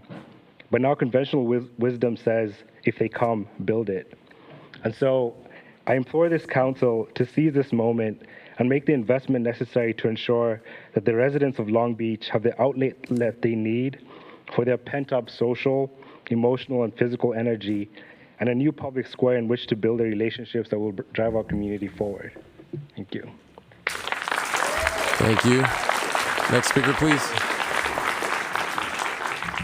Good evening, City Council members, and really thank you for your service. And Brent, thank you for all the work that you've put into this. My name is Lee Swain. My wife and Elaine and I love pickleball, as just about everybody else still in the audience does. Since the beginning of the pandemic, we noticed that people are seeking new outdoor activities that are easy to learn and fun for family and friends.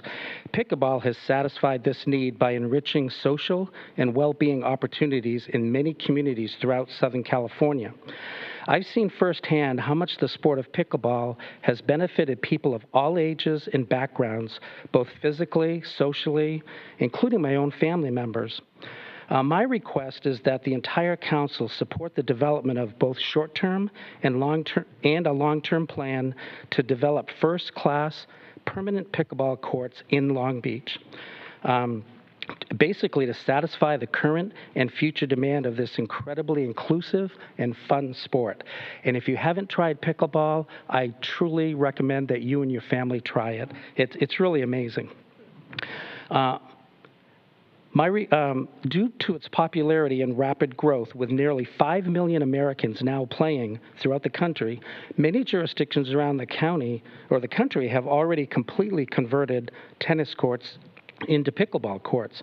I am respectfully requesting that you consider the addition of pickleball lines to many of the tennis courts throughout the city to provide maximum benefits to the community, and consider permanent pickleball courts at places like Marina Vista, Somerset, and College Estates Park that are already very well used for pickleball. I've played at all those courts, and they're really deserving of some permanent facilities. Thank you all very much for your support. I really appreciate it. Thank you, Brent, as well. Thank you. Next speaker, please.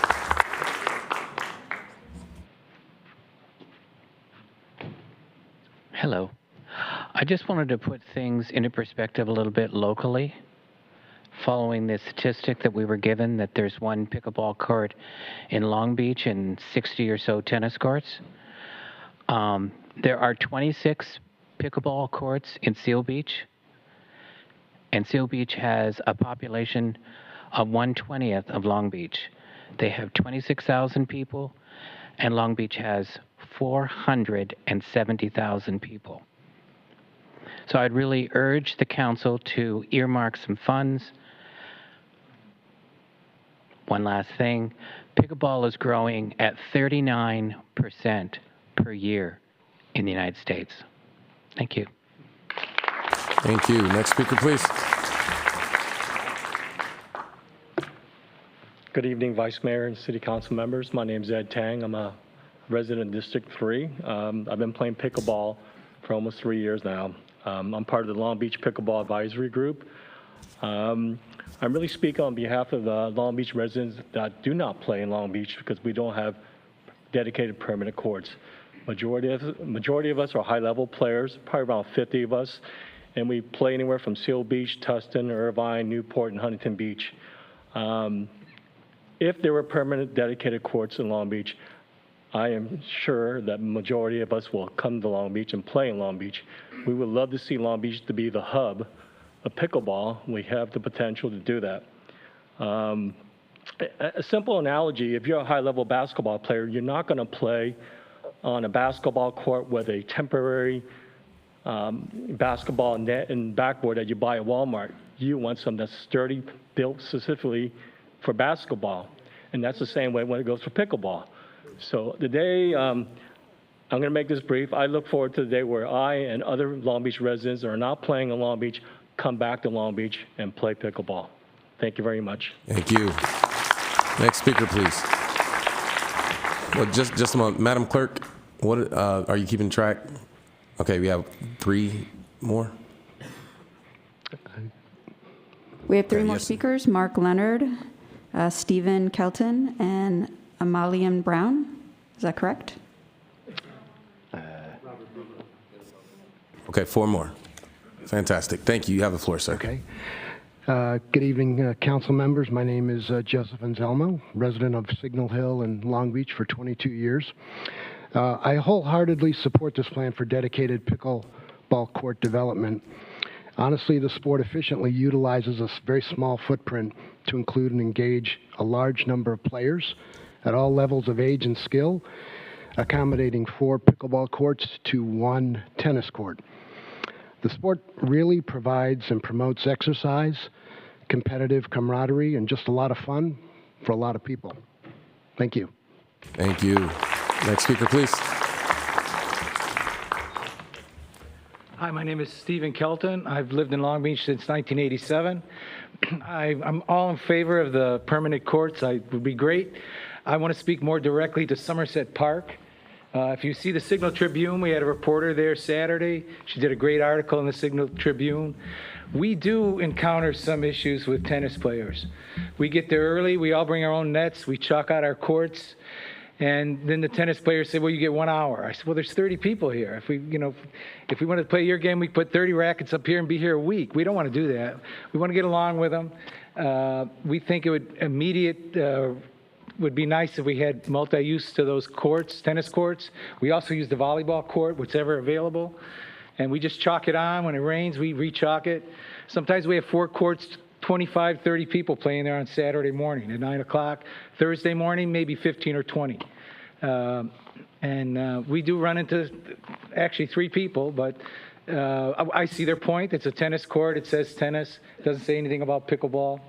And I just would like to avoid the argument if we could put signs up, identify it as a multi-use court, and then if they're there, we wait our turn like everybody else. But it would be great for Somerset Park. I invite you all to come out. Beginners, new people, brand new. We have rackets you can use. Come on out and enjoy it. I think you'll like it. So that's my piece. Thank you. Mr. Benefield, Robert Benefield, correct? Yes, thank you. He is the last speaker. So Robert B. Ninfeld, I represent over 80 people who play regularly at Bayshore Playground. Last November, Parks and Recreation Marine resurfaced and restriped the Bayshore courts and allowed us to post signage and install a storage locker, which greatly improved our utilization of the facilities. We want to thank you for that. As you've heard, pickleball is the fastest growing sport in the United States. It creates community outdoors in the fresh air and sunshine, which we have a lot of here in Long Beach. It also is an economic engine. As you've heard, people make friends. They go out to dinner, to the theater, and to concerts here. I'm also on the Pickleball Advisory Committee, and we've worked with Brent on a master plan. I really want to urge the city to act quickly on the low-hanging fruit. simple things. Keep bathrooms open on the weekends. Add permanent courts at Marina Vista and Somerset, as you've heard, because we know there is demand there. Dual stripe basketball, tennis, and sports courts for pickleball throughout the city. And when there is demand, then we can convert those to permanent courts. And importantly, install signage wherever there's dual courts. Longer term, more expensive items should also be considered by the city.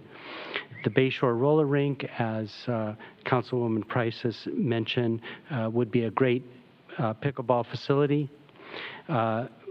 Pickleball courts at Billie Jean King and El Dorado tennis centers would be great. And as I mentioned, PRM should monitor the dual stripe courts, so where there's demand, we can then follow that up with permanent courts. Permanent courts are really about equity and fairness. So some of us can afford to bring our nets, but not the vast majority of members of the citizens. And as Jacqueline Jones mentioned, we have volunteers ready to provide clinics throughout the city to help learn the sport. So on behalf of the residents of Long Beach and our pickleball clubs, I want to thank you. And if I could just take a moment, maybe everybody here who's supporting item 30, if you could stand. Great. Thanks a lot. Thank you.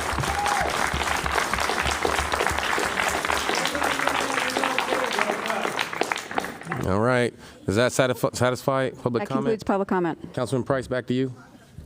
Thank you, Mr. Vice Mayor. I'm going to turn it over to Councilman Mungo as the seconder of the motion. I just want to thank everybody for coming out. Really appreciate it.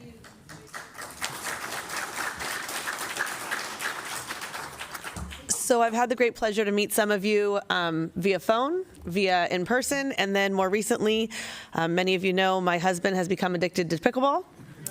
He was at College Estates Park on Monday morning. He's on paternity leave 1 week out of the month.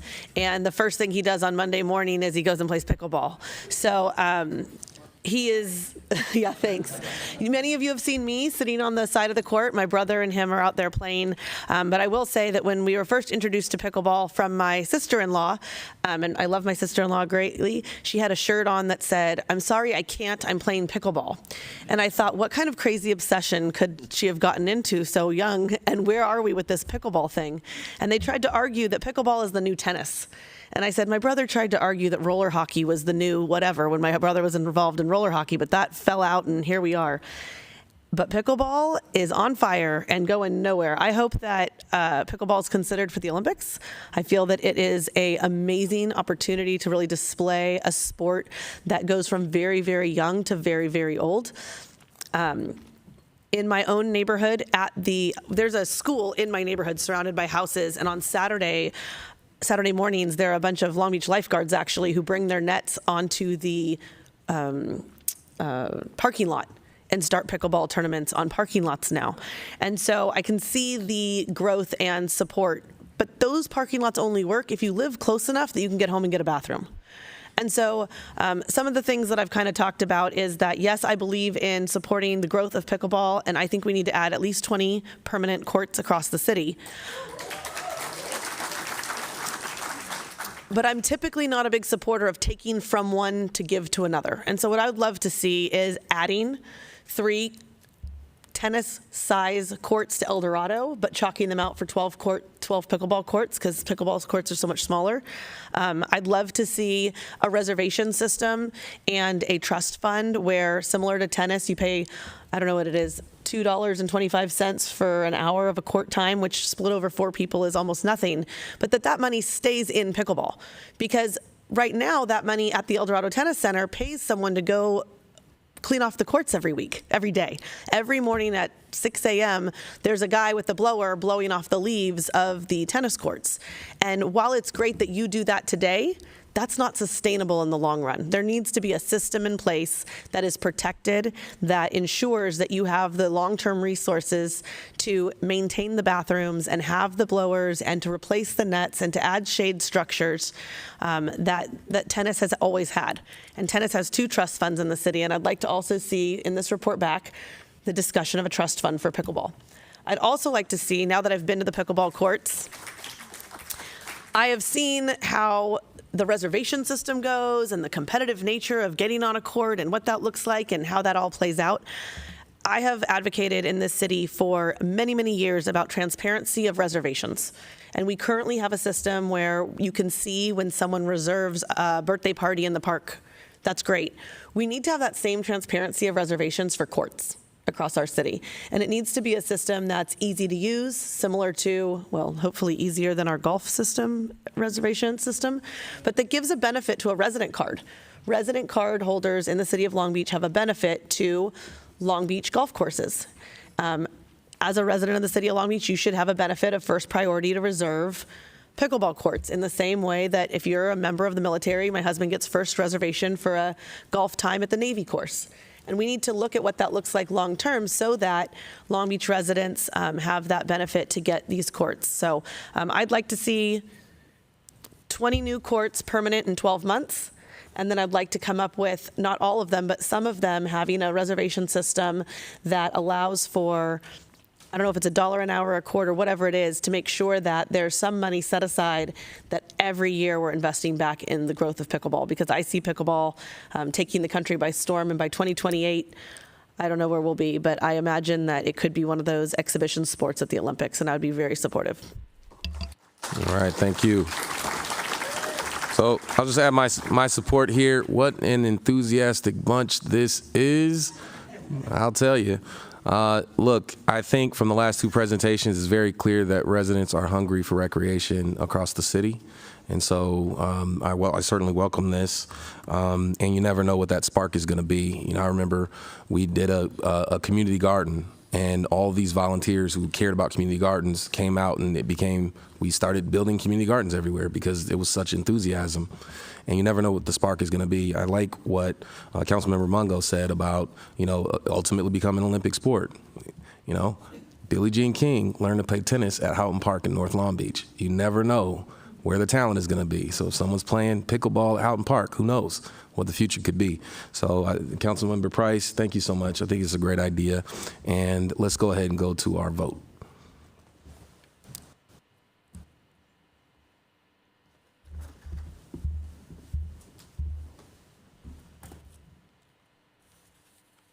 Councilwoman Zendejas. Motion is carried.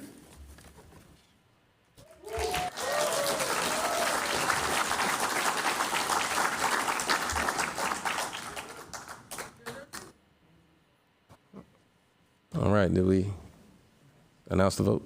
Okay, all right. Item 29, please. Communication from Councilwoman Price, Councilman Austin. Recommendation to request city manager to work with the Long Beach Police Department to present a report to City Council on statistics and impacts of ghost guns and the feasibility of developing additional ordinances to criminalize the possession, sale, and/or manufacture of ghost guns and ghost gun parts. Councilwoman Price. Thank you, Mr. Vice Mayor. And I believe our police department is here tonight to help do a presentation on this topic. So just a little bit of background on this topic. I am a member of the Public Safety Committee, and I did request that this item addressing ghost guns specifically be presented to the Public Safety Committee.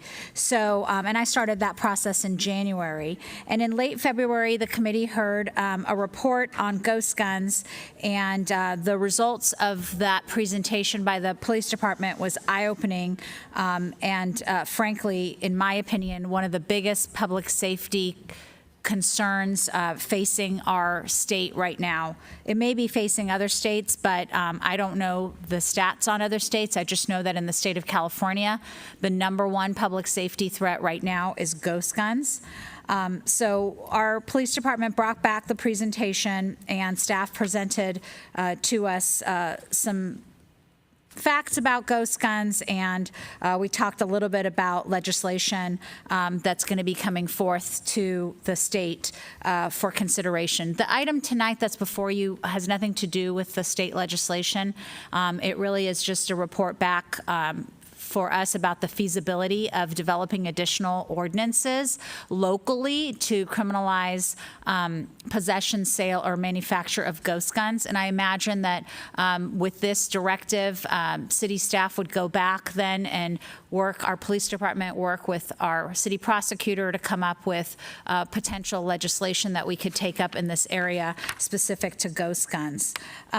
Ghost guns, a lot of people don't know what they are, and I know there's going to be a presentation by the police chief. Is that correct? Is there going to be a presentation tonight or no? We weren't planning on a presentation tonight, but we can answer a couple questions Okay. if there are some from the council. Okay, sounds good. No problem at all. I know there was a presentation done at the Public Safety Committee on it. So ghost guns, a lot of people don't know what they are, but they have, obviously, there's no background checks required for ghost guns. There's no serial number required or on ghost guns. There's no legal mechanism to obtain ghost guns. They're purchased online primarily. And we have seen just in the city of Long Beach alone, a huge increase from 2020 to 2021 on the number of ghost guns that were seized in the city of Long Beach. In 2021, we seized 185 ghost guns in the city of Long Beach, as opposed to 83 seized in 2020. We had, in terms of citywide shootings, 453 in 2021 and 396 in 2020. So we can see that there's an increase in shootings, but certainly a huge increase, double of ghost guns that are being used in some of the offenses that we're seeing.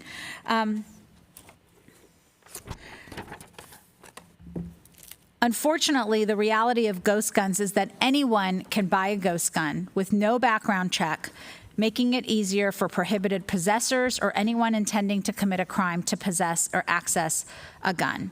We've seen a number of California cities take important steps to increase enforcement on ghost guns, and I'm hoping that the council will join me tonight in requesting this report come back so that we can make a determination as a council whether or not to adopt some sections into our local city ordinance that address ghost guns specifically.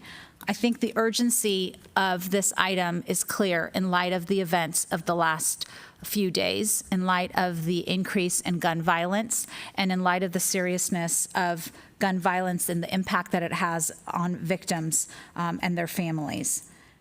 And so I ask my council colleagues to support this item. Again, this item doesn't deal at all with state legislation. It's just talking about ghost guns and our efforts to legislate them and add more sanctions to the ordinances that can be adopted by municipalities to address ghost guns specifically. All right, thank you. Councilman Austin? Thank you, and I second this this motion proudly. You know, gun violence is a problem in our city. We're reading and hearing about gun violence every day, and there are real victims that are impacted by gun violence. And to the extent that we can minimize, eliminate access to these illegal guns or the manufacturing of these illegal guns, I think we'd be doing something tremendous. I'm looking forward to this report coming back because I know we're going to be taxing our police department to be very innovative and to solve something that no one has been able to solve up to this point with an ordinance. But if we sit by and do nothing, then we're not doing our justice to the victims, and we're not doing anything to improve public safety in our city. And so I give this motion my full support, and ask that my colleagues do as well. Thanks. All right, thank you. Is there public comment on this? Yes, there are three people. Kathy Famalate, thank you. Brian Martinez and Sinai Kenfe. Thank you. Thank you, everybody, for being here. Let me start off with, I am part of an organization, Parents of Murdered Children. It's been around for 43 years, and I'm the leader of the Los Angeles chapter, which covers all of LA County. I am not speaking on behalf of the organization today. I'm speaking on behalf of myself, who've lost my nephew and a cousin to gun violence, and 2 other cousins were murdered in the Harbor area. I say the organization that I'm part of to validate that I am an advocate for survivors of homicide. And we need to take this very seriously. I'm going to throw a number out there, and I don't know if many of you know. There are currently 5,600 unsolved murders in the county of LA. Throw the factor of unaccountable, untraceable ghost guns, and that number is going to increase. So I'm here to beg you to please do all that you can do so that I don't have to sit across the table from another mother or a father or a brother or a child and listen to them year after year after year cry because somebody made a decision to take their life. My organization does not speak on gun control, but we're talking about illegal guns. So yes, my organization is behind this ordinance. We would say, yes, we got to get these illegal guns off the street so that when a murder does occur, we can trace it back to whoever did it and hold them accountable for the murder. So I beg you to please keep that number in mind. I believe I'm preaching to the choir. I think you probably all feel the way you feel. I sat here and I listened about the Martin Luther King Park. Those kids need parks so they're not on the computers later trying to learn how to make ghost guns. Okay? That's the reality of where we're at. These kids have too much time on their hand. They don't have anybody watching over them, and they need good places to go so they don't end up on this end of the spectrum. So I beg of you, please, I represent thousands of, I sit on the National Board of Trustees for the organization. We represent thousands of homicide survivors across the country. But right here in LA, there's quite a few. And I beg you to please do anything and everything you possibly can to get these guns off the street. Thank you very much. Thank you. Next speaker, please.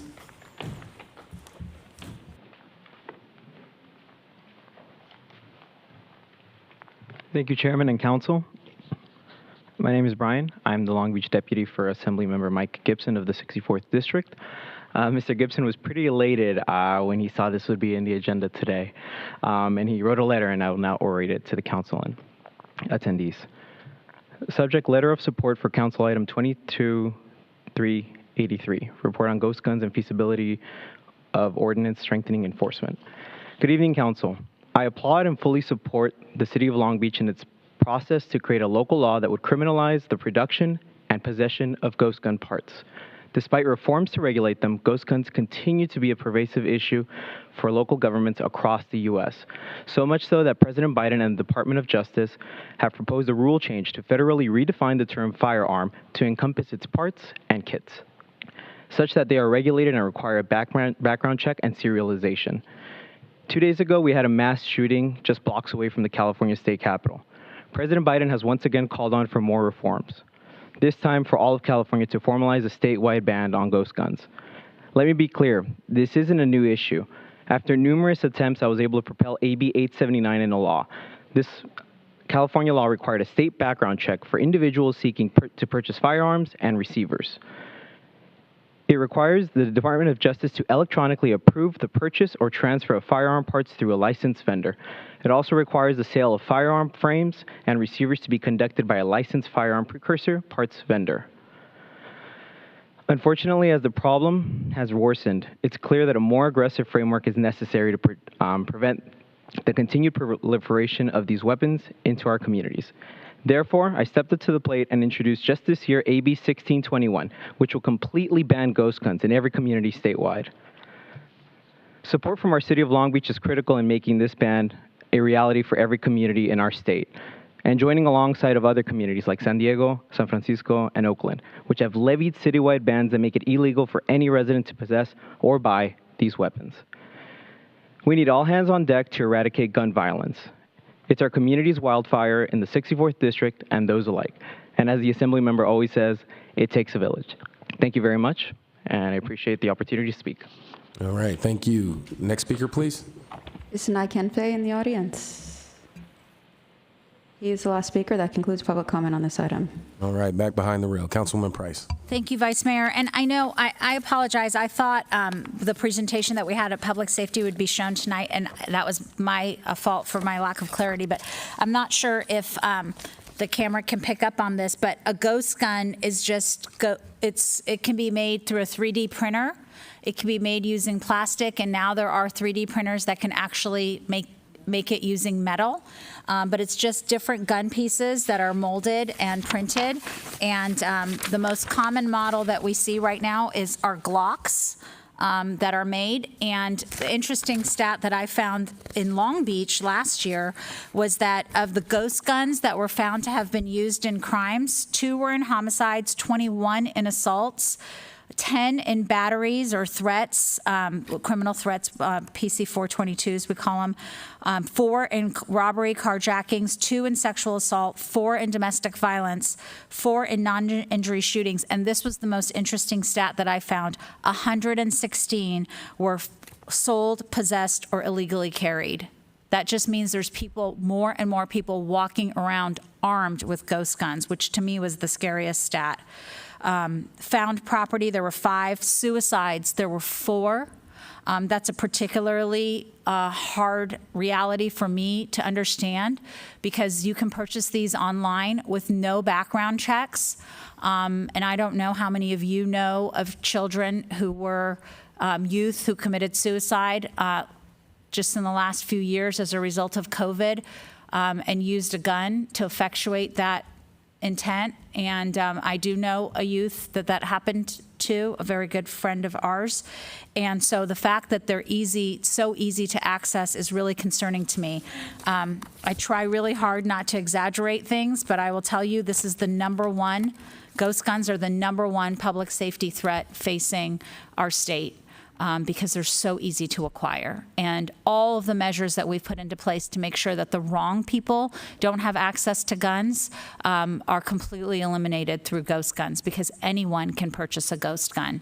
And so I think we need to do everything we can as a city to try to regulate and sanction the possession of ghost guns and ghost gun parts. And I look forward to our police department coming back with a report that hopefully covers the same topics we covered at public safety and beyond. Thank you very much. All right, thank you. We already had council comment. Okay, let's go ahead to our vote, please.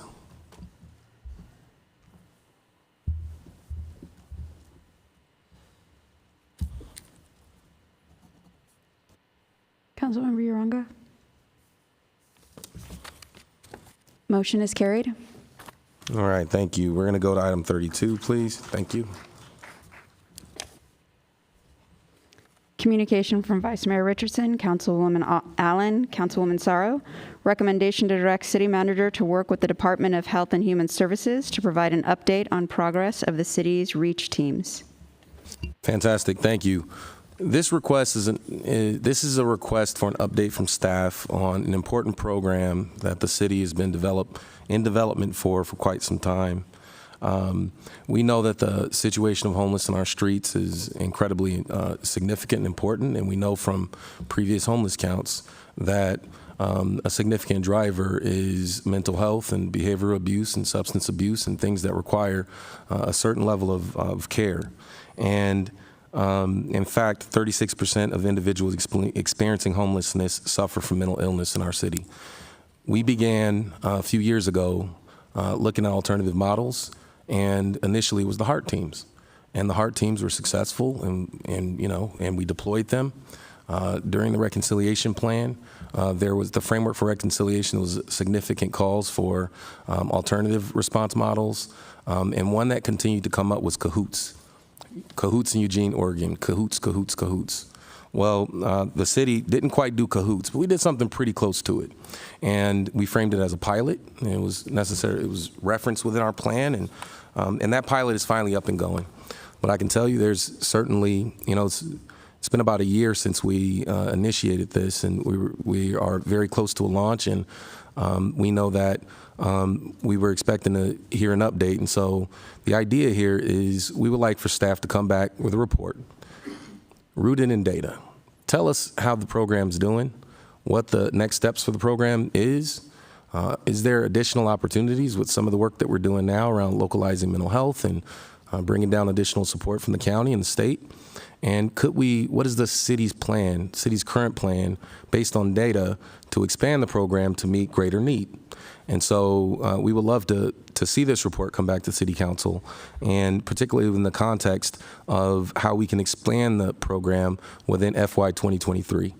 I think, we've talked about homelessness a number of times in the last, few years, and in the last 6 months, I think the entire City Council has said this is a top priority for the entire City Council, and it's April, and we talked, I think it was maybe January, about this program. And so we would just like to have an update on where we are and, see a more formal public sort of launch of the program and some plans on how, based on the data and the analytics that we see, how we can have a greater impact within the community. And so that's the gist of this request tonight. So I'm happy to make this motion, and I'll go to Councilwoman Sorrow.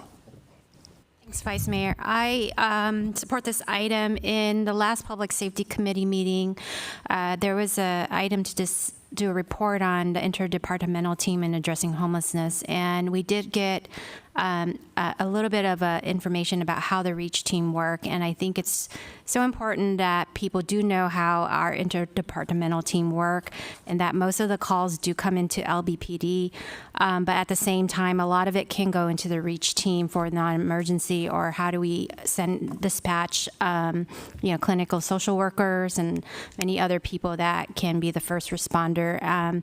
So I look forward in getting a more in-depth report back in how this will be set up and how it's going to go. So support this item. Thank you. Thank you. Councilmember Price. Thank you, and thank you so much for bringing this item. I know that we started first talking about these types of models back in 2017 with our item that was entitled Comprehensive Approach to Homelessness, and then, of course, in 2020, we talked about REACH specifically. But the question that, and I think this is a great item, and I look forward to the report back. The question that I have, and I know I shared this with Tom and Ms. Chandler earlier today, sitting as the proxy on the Commission to End Homelessness in Orange County and going out with the street outreach team on a regular basis. What can we do to include some more information on what type of flexible funding our street outreach teams have to assist those with whom they engage at the street level on diversion? And I'm not talking about criminal diversion, but I'm talking about diversion in terms of helping that in the context of homeless outreach, helping that individual go back to where they last felt safe, whether that's getting them a haircut, providing them new clothes, giving them a good meal, allowing them to get to a place where they feel confident again to go and do a job interview or go and see their family and things of that nature. The street outreach definition of diversion. I know that one of the biggest challenges for street outreach teams all over is whether or not we have flexible funding for that. Do we have that? Do our REACH teams have that? So we actually have Kelly Colopy and Teresa Chandler available by phone. If Kelly, you can start, and Teresa, you can jump in. Good evening, council members. So the funding that we have right now for the REACH team is specific funding for positions. And then we do have access to some grant funding, that we support with case management and ongoing support as we engage them within the department. So that's the funding at this time. So if folks are willing to engage with us, they're ready to come in, participate with the multi-service center, we sort of braid the funding that we have to be able to do that case management, connection to service, connection to family, and all the things that you're currently discussing along the way. But that's about as flexible as the funding comes that we have right now. Okay, thank you for that, Ms. Colopy. I hope that when the report comes back, and I really look forward to reading it, that we can talk about what other options are available for that flexible funding, because, I've personally seen that flexible funding be the difference between someone being willing to accept a service and someone saying, no, I'm not interested, just because it's an additional measure of credibility and trust that gets someone to that next step. And so I'm just curious, if there's any opportunities. I'm sure there are not opportunities that we haven't pursued, but if there are any opportunities that we can pursue in terms of grant funding or even working with private entities or nonprofits to identify some of that flexible funding that can help with the street level diversion. Again, not the criminal justice diversion, but in the context of outreach. So hopefully that's included, and I really look forward to the report back and seeing what we can do to help support our reach teams. And as I've mentioned to the city manager on several occasions, figuring out how we can increase the number of reach teams and the hours that they work. It would be fantastic to have one in each council district so that they can do targeted engagement or directed engagement to particular hotspots for a consistent period of time over the course of, let's say, 2 weeks. I, from my own personal experience doing this work, as part of my day job, I know that it makes a really big difference when there's that consistent, repeated outreach. And I know that our outreach team also believes that, but unfortunately the resources aren't there. So hopefully the council can help make those resources a reality. And thank you, Vice Mayor, for bringing this item. Thank you. Councilwoman Allen. Thank you, Vice Mayor. I appreciate you bringing this item forward. It's a great item, and I'm happy I've signed on to it. Staff is seeing very positive outcomes from our reach teams, and having greater availability to provide services would be helpful. We need to pay close attention to the data, what's working, what's not, and also so that we can, what's working for directed engagement, like Councilwoman Price said. I think all of that is important. These teams have the potential to reduce the burden on important public safety resources by instead routing appropriate public safety and outreach staff. We already know that calls for service numbers have been increasing rapidly over the years, and by expanding our reach teams, we can help correct that trend and ensure that emergency resources are most appropriately routed. Also, by expanding our teams, we can better serve our homeless community as well. So thank you very much. Thank you. Councilman Austin.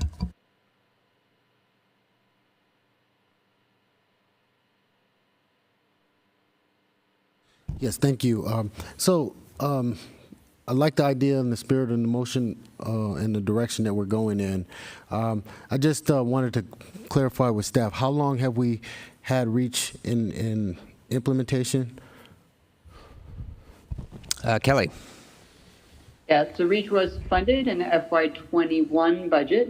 It has been in implementation at least for about the past year. It's been difficult to get the mental health clinicians and public health nurse, but we had 2 full teams. We had 1 public health nurse leave, and we are currently hiring that. We have 2 mental health clinicians, currently a public health nurse, and then their engagement with our outreach workers. They're currently engaged right now ongoing with 50 people experiencing homelessness.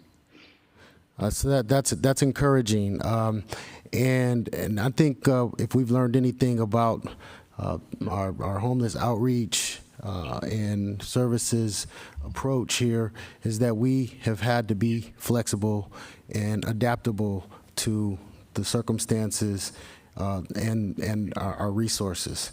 And so I know the item request for us to look at expanding on this. I just wanted to know that we have the data to support actually doing that and moving forward. I think it assumes that our program is optimal and working to the expectations that we want as a council. And so unless somebody else has seen data to support this, Councilman Richardson, is there data readily available? I think the request is for some data, but I think Mr. Mota could probably talk about maybe how we would approach this. Yes, so Reach is something we are very excited about. We do think it's going to be a very effective model. It builds on all the homeless outreach that we've had before. So we've had always had homeless outreach workers that have been out on the street, and we have that data. We have some data from when Hart was doing this, but Hart was doing a little bit different. This is an enhancement on where Hart is.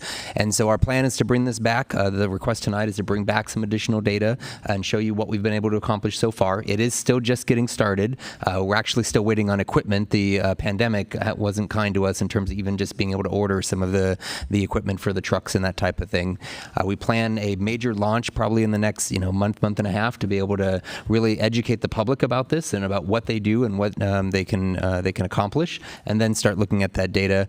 And I've heard loud and clear from all 9 of you about the importance of the ability to address issues with homelessness. And I'm also personally interested about trying to get more dispatch resources so that we have people you can talk to, not just during business hours, but maybe even outside of business hours. Because a lot of the calls we get, we're already working on that case, or we already have visited that person 3 or 4 times, but we need the ability to tell somebody that and let them know that that is being worked on. So interested in that, and then also in looking at the swing shift and trying to get resources that are not just in the morning hours, but also in the evening and weekends. So we have a lot of work to do, and we're planning to look at this in the budget as well.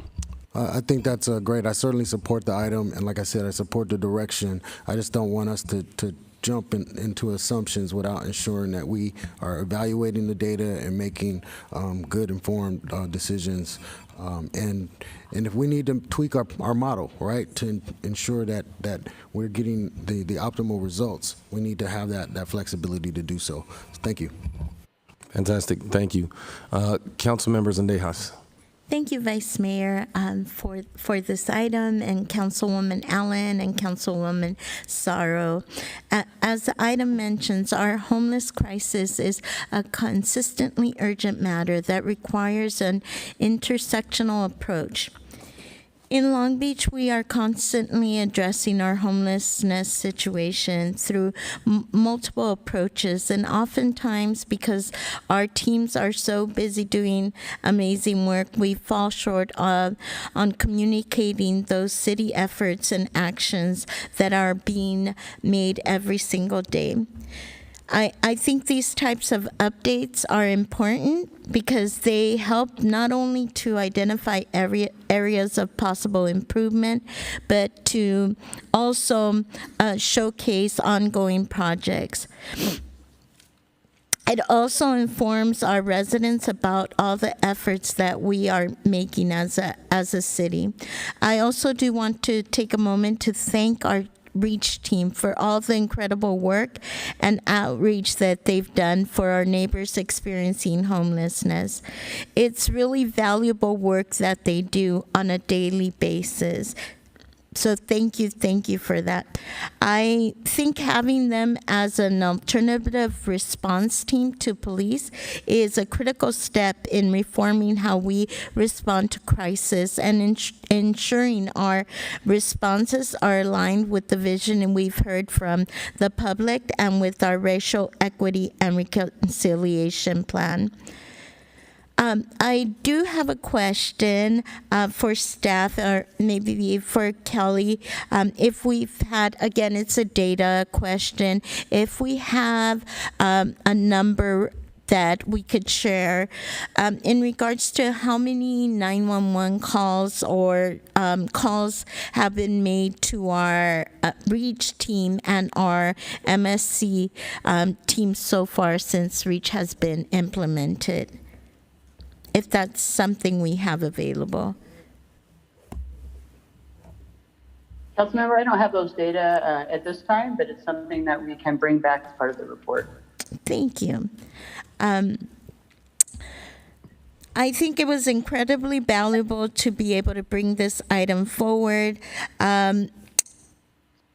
Many of our neighbors are experiencing homelessness, and we really need to make sure that we pay close attention to them.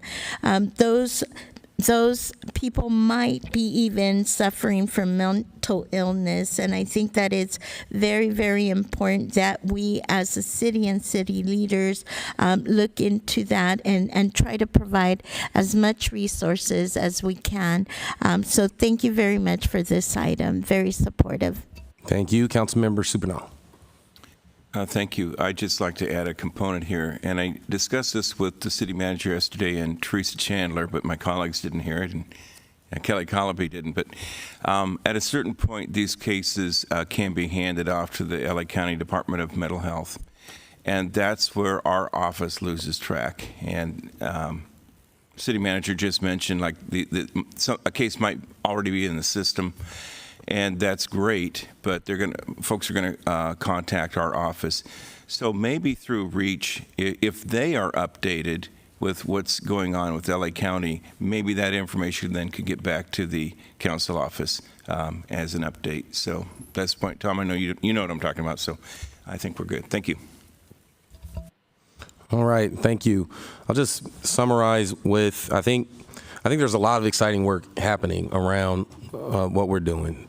Councilman Supernal a few weeks ago had, hey, how can we look at care court? Last year, we began a process of engaging directly with mental health department around localizing mental health.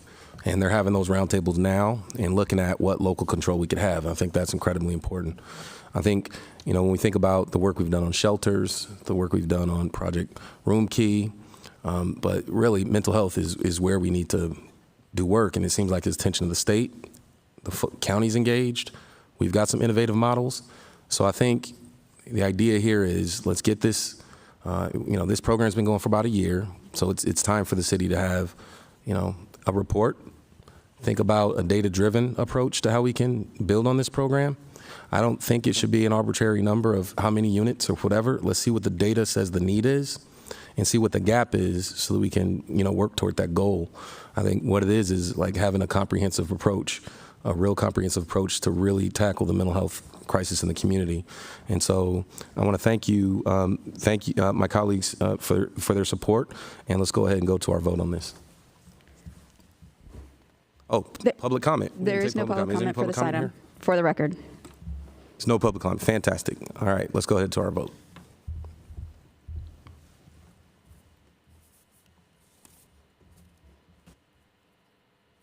Motion carries 8-0. Fantastic. All right, there's 1, 2, 3, 4 more items to go. Let's have item 33, please. Report from Financial Management and Harbor, recommendation to adopt a resolution approving the issuance by the Board of Harbor Commissioners on behalf of the City of Long Beach, a principal amount not to exceed $250 million outstanding to finance and refinance certain capital improvements, District 1 and 7. Is there a motion?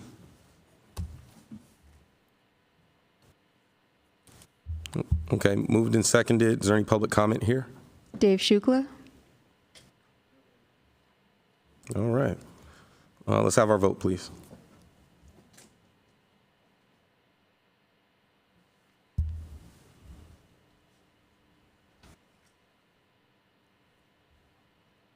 Motion is carried 7-0. Fantastic. It's come to my attention, we still need to do opening public comment. We have 2 members of the public, Lee Charlie and Anna Christensen. Are they here? Come on forward.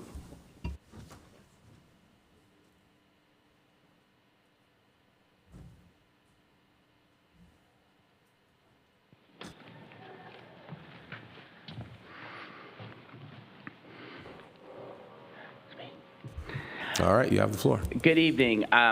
Thank you, Councilwoman Allen. I've also been on the Nimitz, and I'm surprised that video that you showed, you didn't bump your head.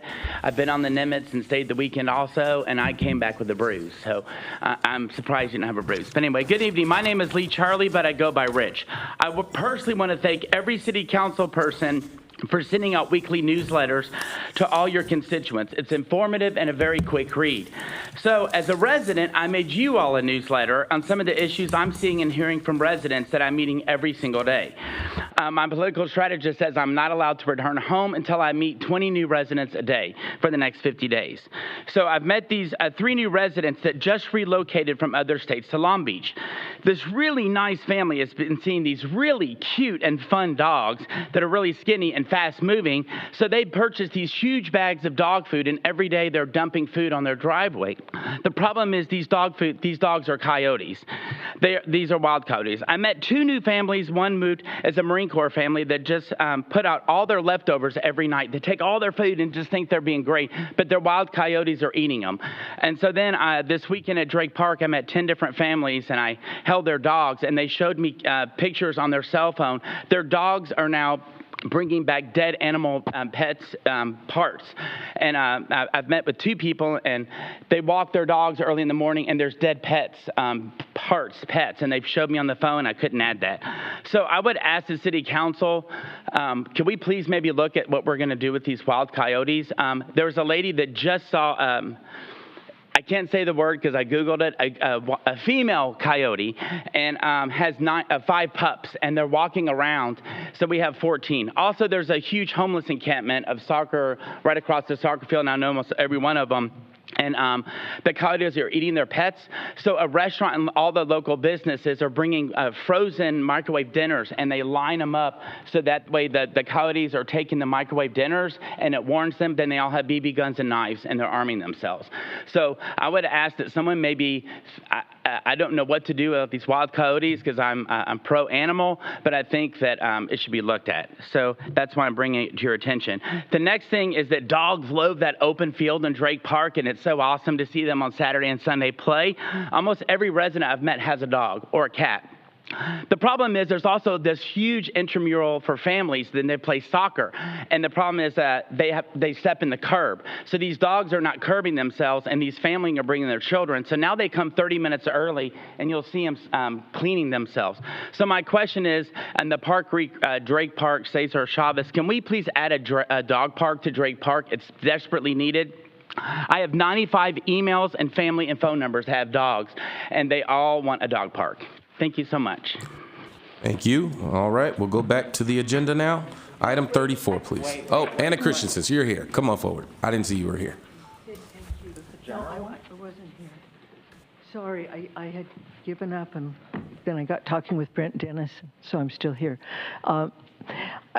I want to talk a little bit right now about the fireworks in Long Beach, and there really isn't any easy solution because fireworks cause pollution, significant pollution to air and water quality. The Boathouse on the Bay fireworks, there's a lawsuit against them.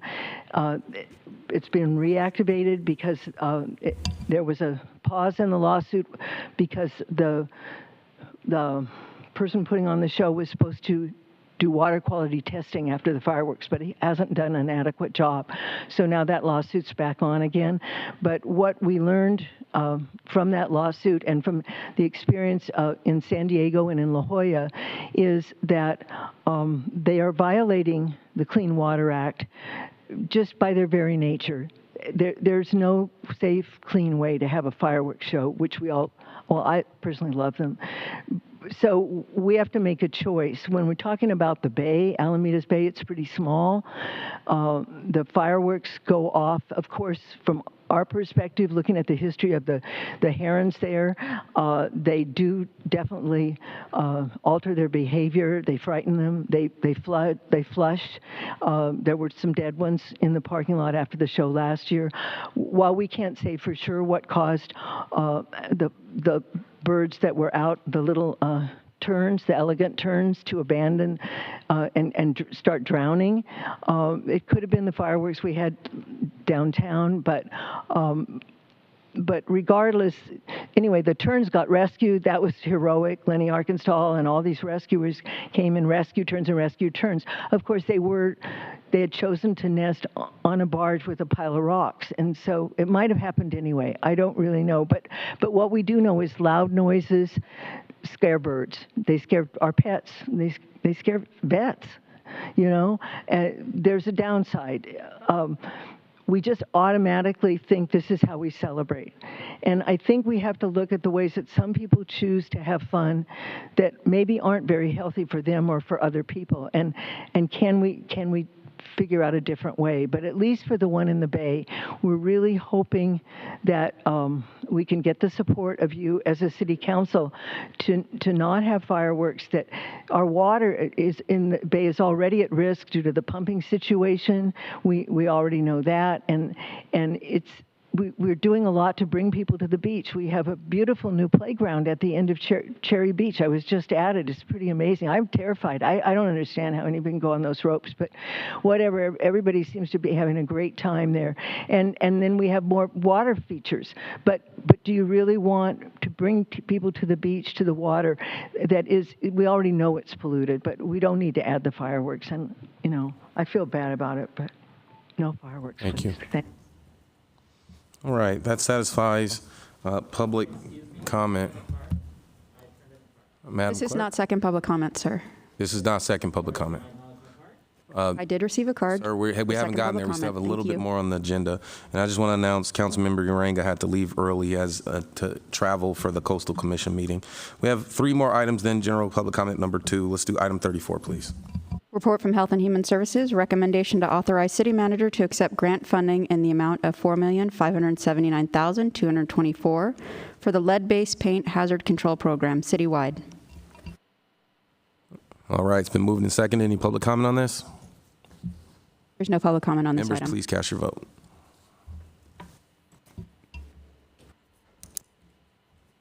Motion is carried 7-0. All right, item number 35, please. Report from Public Works, recommendation to adopt plans and specifications and award a contract to All American Asphalt for the Market Street pedestrian and streetscape project in a total contract amount not to exceed $8,318,600 and accept categorical exemption CE 21-01-100, District 8. Thank you. It's been moved and seconded. You want to say anything, Councilman Austin? Sure, I'm happy to see this this motion and item come forward. It's been about 8.5 years in the making, and something that many residents in North Long Beach, in my district, the Grade 8 district, have been looking forward to for many, many years. And so I would not do it justice if I did not allow Mr. Lopez and Public Works, Mr. City Manager, to give a brief report on this matter. Thank you, Councilmember Austin. We are extremely excited to be here today. This has been a huge priority. There are 4 major corridors that we've been really investing in strategically. It's been Market, it's been Artesia, it's been Anaheim and Studebaker, and this is the one that we're just so excited to be delivering today. So I'll turn it quickly to Eric Lopez. Thank you, Tom. Vice Mayor, members of the City Council, the limit of our Market Street project goes from city edge to edge. So it's one of our bigger corridor projects that we had in a while, 2.2 miles overall. We're looking at existing conditions that are deteriorated, are in need of major improvement, major investments, from sidewalks to the roadway itself, to path of travel, improved lighting. There's really a whole lot of different areas that we're going to be investing in. All of these improvements are made possible by a variety of funding sources that I will get to, but I want to show what some of these are going to look like. So here's an example of bulb outs at select locations. We're going to make the crossings at certain intersections safer, and we're also going to be able to build different classes of bike lanes, 2, 3, and 4s, depending on where we're at within Market Street. We're also going to be investing in high visibility crosswalks and rectangular rapid flashing beacons throughout the corridor. And a lot of path of travel improvements, a lot of sidewalk work, new curb ramps, relocating some of the fire hydrants, and we are going to be able to expand the length of sidewalks at various locations. Street light improvements, not just for the street, but also on the sidewalk and the pedestrian corridors. That's an important part of the project as well. I'm not going to focus too much on the design, but we wanted to show at various locations the existing condition and with the improvement that we're going to implement. So it is going to differ from the LA River to Long Beach Boulevard. We have one solution. From Long Beach Boulevard to Orange Avenue, we have a different solution, and there are slight variations as we go through the corridor. Major corridor projects are usually require various funding sources to really bring them together, and so we have a series of different sources that we've been able to accumulate in order to fully fund the project and allow us to proceed. The recommendation today is to award a contract to All American Asphalt, and our target schedule is to break ground in May, and our estimated completion target is around the fall of 2023. That concludes staff's presentation. So, Councilmember. I'd like to just thank you for the presentation, but I'd be remiss if I didn't thank the many residents who advocated to make change. This started with the request for a street light, and it grew, and the need grew, and the working with staff, Public Works, and we worked with many folks over the years. Many of them who are not with us today, but a lot of hard work and effort went into this with public outreach, and I think we've had at least a half a dozen or more public outreach sessions with residents, and this project will impact a number of neighborhoods in North Long Beach. The Hart neighborhood, the Jackson Park neighborhood, the Adams neighborhood, and the Virginia Village neighborhoods, and Sutter. All of these neighborhoods will be impacted, and I think greatly the character greatly improved as a result of this project. So I'm excited to break ground and see the final product, and I would ask my colleagues to support this matter. Thank you. All right. I'm going to add my kudos here. Indeed, this is an exciting project. Congratulations, Councilman Austin. I know you and the community have worked really hard on this. And I'll tell you, between this project and the Artesia project, both happening this year, it's going to make a huge difference. And so this is certainly an incredible upgrade. Doesn't it tie into is there a connection to the river? There could be a connection to the river. I think it ends at the LA River, absolutely. Absolutely. And, don't forget to mention that we did pretty good work on South Street as well. South Street. There's a little more to do, but absolutely. Lots of corridor and print. You got your work cut out for us, Eric. And Delamo. Look at, right, and Delamo. That's right. So, so he says, and Anaheim, a lot to do. So thank you so much. Any public comment here? No public comment on this item. All right. Members, please cast your vote.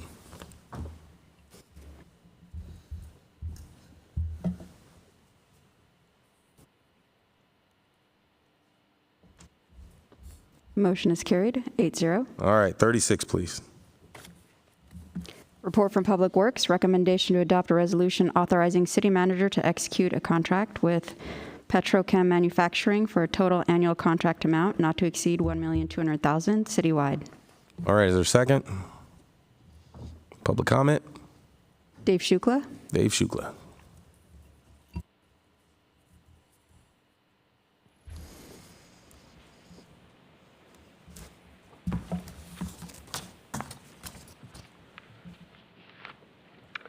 Good evening. Not to stunt, but the process by which this slurry is made is not too dissimilar from what's made with the ash from surf. And just like to know if these are features of the built environment that we would like to have around children and other growing things, 2040, 2050, thereafter. Thank you. Thank you. Members, please cast your vote.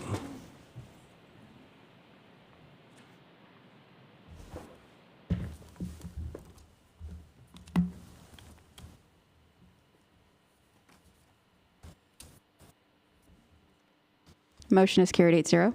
Thank you. That satisfies the agenda. Now we have our second public comment period. Madam Clerk, do we have anyone signed up for public comment? Dave Shukla, Sanai Kenfe, Carlos Avalle, and a fourth speaker with no name provided. All right, please come forward.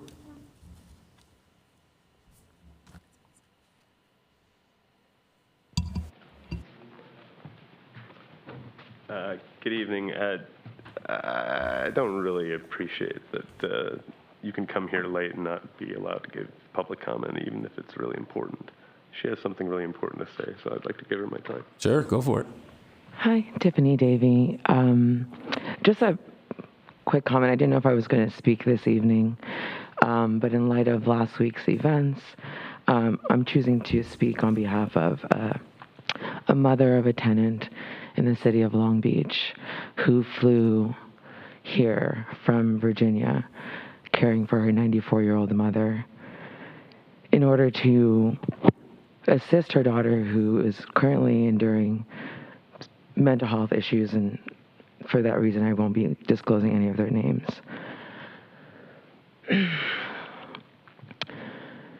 She flew in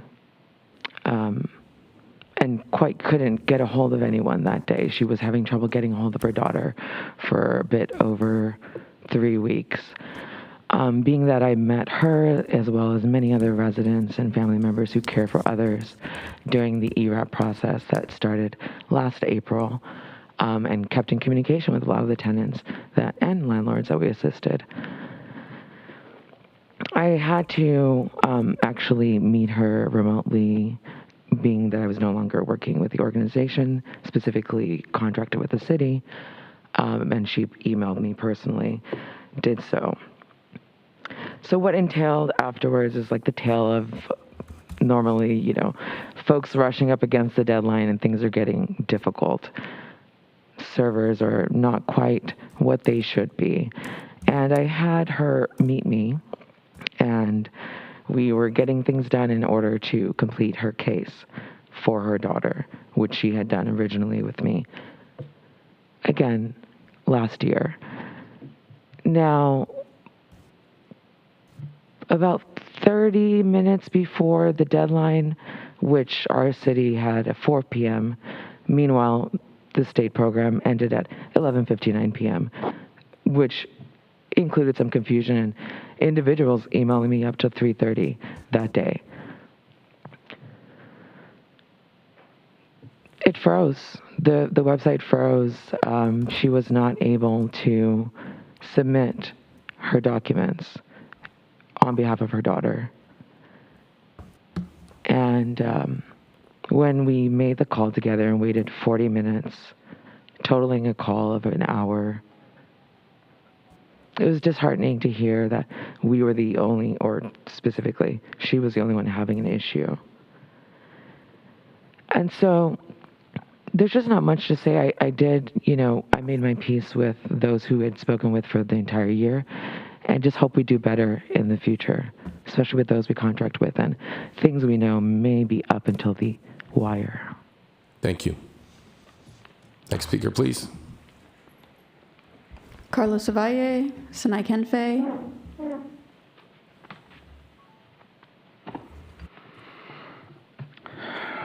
Good evening. On March 11th, I filed my paperwork to run for City Council District 7, along with my candidate statement, including the candidate designation, architect, and community advocate. 2 weekends later, I get an email from the city clerk that said, the attorneys would like to see proof, preferably on an organization's letterhead, that you spend a substantial amount of your time and effort, 30 hours or more, as a community advocate. Who are the attorneys, I asked. Best, and Krieger, outside attorneys. The state election code, the city municipal code, and the candidate handbook did not contain any reference to 30 hours or substantial amount of work. Where can I find that rule? 30 hours is not in the election code, she said. It's the opinion of our outside attorneys. May I have a copy of their opinion? Yes, I'll forward it to you. My ballot designation was changed online before I had a chance to respond. Why? I asked. The outside attorneys felt it was better to remove the portion of the designation for which you did not provide satisfactory proof, even though there was no requirement for that. Your email gives me less than 8 business hours to respond, I said. The nonprofits I work with will need to review and meet about how to best respond. She then gave me 48 more hours, but said prior to that, the outside attorney will need to review your case. So how do I provide proof of 30 hours when most of my advocacy work is done outside of established organizations as a citizen advocate? And she responded, the outside attorneys will need to see proof.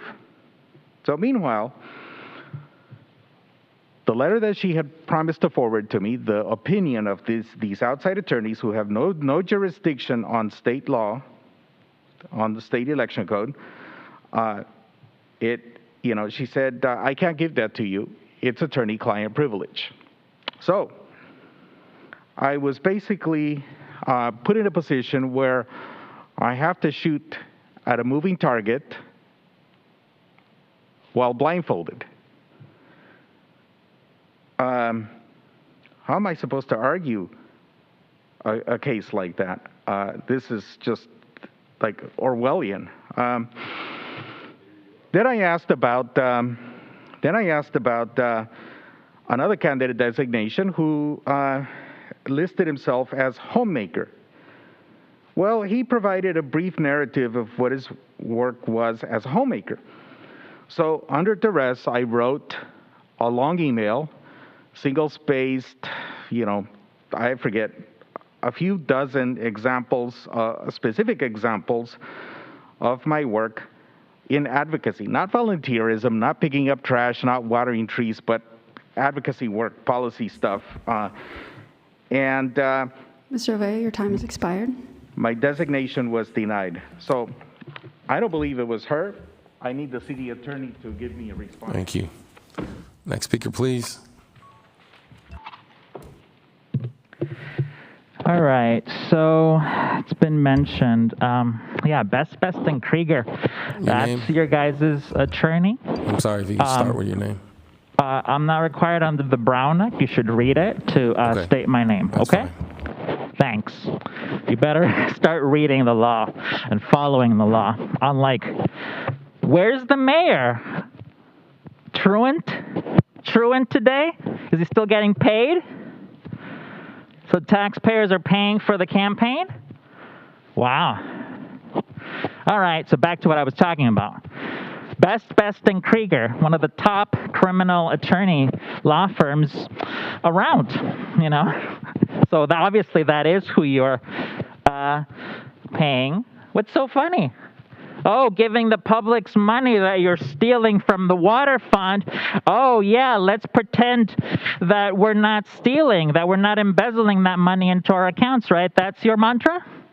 Is that what you want? Yeah, well, that's why you lost, right? Mr. Mayor was on tape saying, oh, we need this. We need to tax our citizens.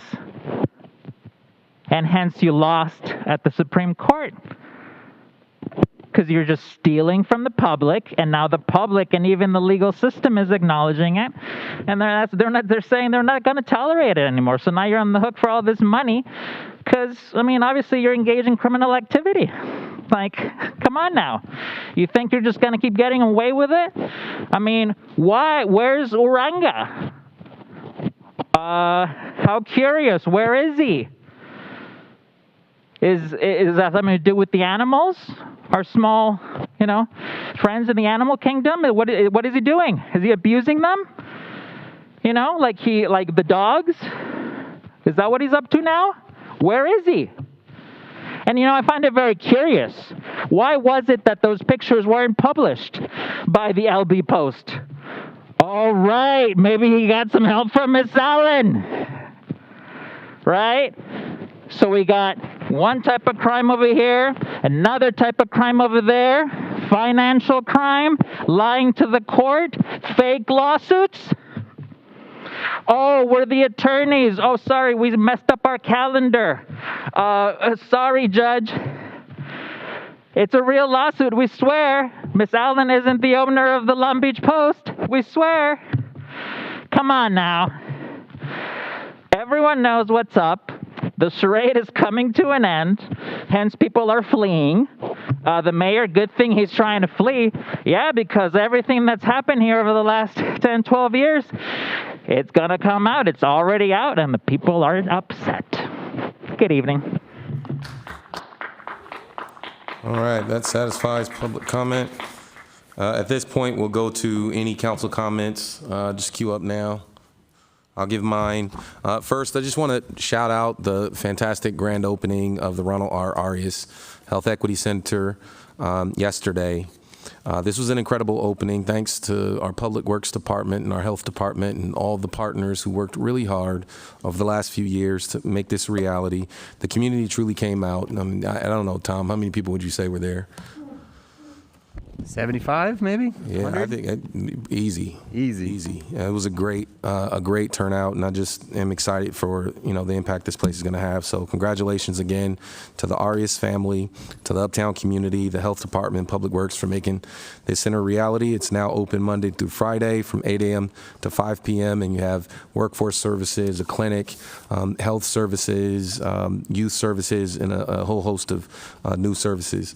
This Saturday, April 9th at 8 a.m., the Hamilton Neighborhood Association is hosting a free dumpster for community members at Hamilton Middle School, 1060 East 70th Street.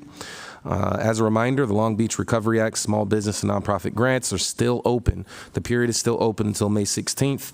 For more information, to see if your nonprofit or your business qualifies for a grant, visit longbeach.gov/economic development/ small dash business dash grants. Go to the website and check it out. Make sure you get your application in. And thanks so much. Okay, Councilwoman Sorrow, you're up. Yes, we're getting ready for Easter already. So the Rotary Centennial Park is going to do their annual Mark Bixby Memorial Easter egg hunt starting at 9:30 with a photo op of the Easter Bunny. So bring your kids. Thank you, Councilman Austin. Thank you. Also, I just want to announce that my office has been working diligently with a number of community partners to create our Generate 8 homeless kindness event, and it's a homeless service and resource fair.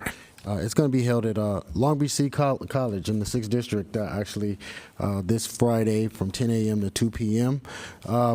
We'll be providing a number of services for our unhoused population in the city, including laundry, social services, hot showers, hygiene kits, and many other resources.